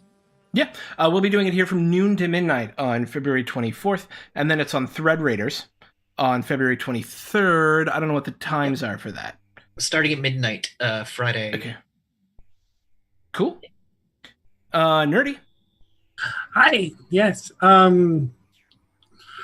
Tonight was something special. That's for sure. I apparently saved everything for one good roll and then did nothing after that, but I'm okay with it because scheming. Yes. Yes. Other than that, you can find me at Nerdy Teddy on Twitter. And I'm usually here on Welcome to the Party 3 times a week. Mondays, I run the Mass Aegis Shield of Earth game. That's at 9:30 EST, 9:30 p.m. EST. And, of course, here, Wednesdays for this. And Thursdays is Shadowrun and Pokemon. And I am a player in those games. Alternate. It's a lot of fun. Yeah, and just as a quick announcement, if anybody wants to run Shadowrun, we're losing the ST for the game as in a few weeks. And we would like to continue having Shadowrun on the channel because we all love Shadowrun. And so we are looking for a new person to step in who would be interested in maybe running some Shadowrun. Or maybe one of the players could take it over. I don't know. But we're definitely looking to keep Shadowrun going and want to try and keep that around. Shogun just has a lot of life stuff happening, and so needs to be doing that, and because real life comes first and it's always most important. But yeah, if you're interested in Shadowrun, love the Shadowrunverse like I do, you should check it out on our Discord. And last but not least, Jeff. I am shocked and unnerved that apparently Calvin has gone mad with power. I mean, yeah. But yeah, I'm fine. All right, let's do it, man. I've been shouting at these people the whole time. Good game, having fun. A little concerned that a dumb decision Selena and I made 2 games back is just having consequences. Dude. And it's all because, and this is what I love about having an interlinked campaign, right? This is all because of what happened with the Sabbat. Had the Sabbat not done their shit, right, then this never would have happened. And so there's all these emergent moments that we get to play with now that I just love. And it just allows us to do so much like richer storytelling. Sorry, I broke in on your thing. Please continue. No, that's about where I wanted to go. So. Okay, sweet.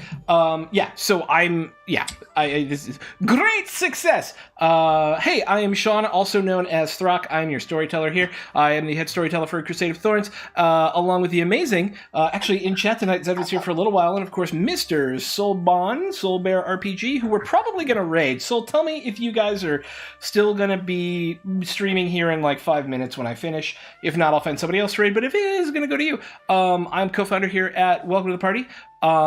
And we are a channel dedicated to teaching people how to stream, giving them a place to do it, and we highly value inclusion and equity. Sometimes I have a hard time saying inclusion in my mouth. I don't know why. And we are working every day to be even better at that. So why don't you come join us in our amazing Discord, where we have tons of fun every day. And we are one of 3, not 1, not 2, but 3 vampire games that are happening all within the same shared world at the moment. And those are, of course, tonight's Crusade of Thorns, Camarilla. Saturday at noon, you have Crusade of Thorns, Sabbat. And then Tuesdays at 8:30 p.m. Eastern, 5:30 p.m. Pacific are on our amazing partner channel, Soul Bear RPG. You have our Anarch game. So please come join us. You see all sorts of awesome links about a bunch of our different stuff down in the description down here, and even more on Death by Mage, who I didn't mention before, but is the global ST, which means he helped all of us keep our shit together. Chief Brainstormer and guy who wrote amazing Kuei Jin stuff, so you guys should check it out. It's really good. You should just put the link to that. Oh yeah, you're not a sour bear, you're a soul bear. That's why you got the API here. Sorry. There's just we're going to be putting out a book on this once, hopefully within the next month. We just have a few more things we want to write and polish to really put a good product out there. It's going to be free. We're giving it out to everyone. We're going to host it on Death by Mage's website of bloggy awesomeness. And thank you all for hanging out. We are going to go raid Soul Bear RPG. And remember, we are back tonight at midnight with Welcome to Codaset, our homebrew D&D 5e campaign run by... What? Oh, it's apparently... You know your channel's for mature audiences? I'm feeling so mature right now. So is ours? Is it? Is ours marked for mature audiences? No. Okay, I didn't think so. We're pretty mature, though. Are we? Okay. Are we? No. Well... No. Not that kind of mature. Use 2 F-bombs this game. That's... All right. We are out. Thank you, everyone, and we will see you Saturday at noon for the next episode of Crusade of Thorns here on Welcome to the Party for the Sabbat. Bye! Bye! None of this will have ramifications.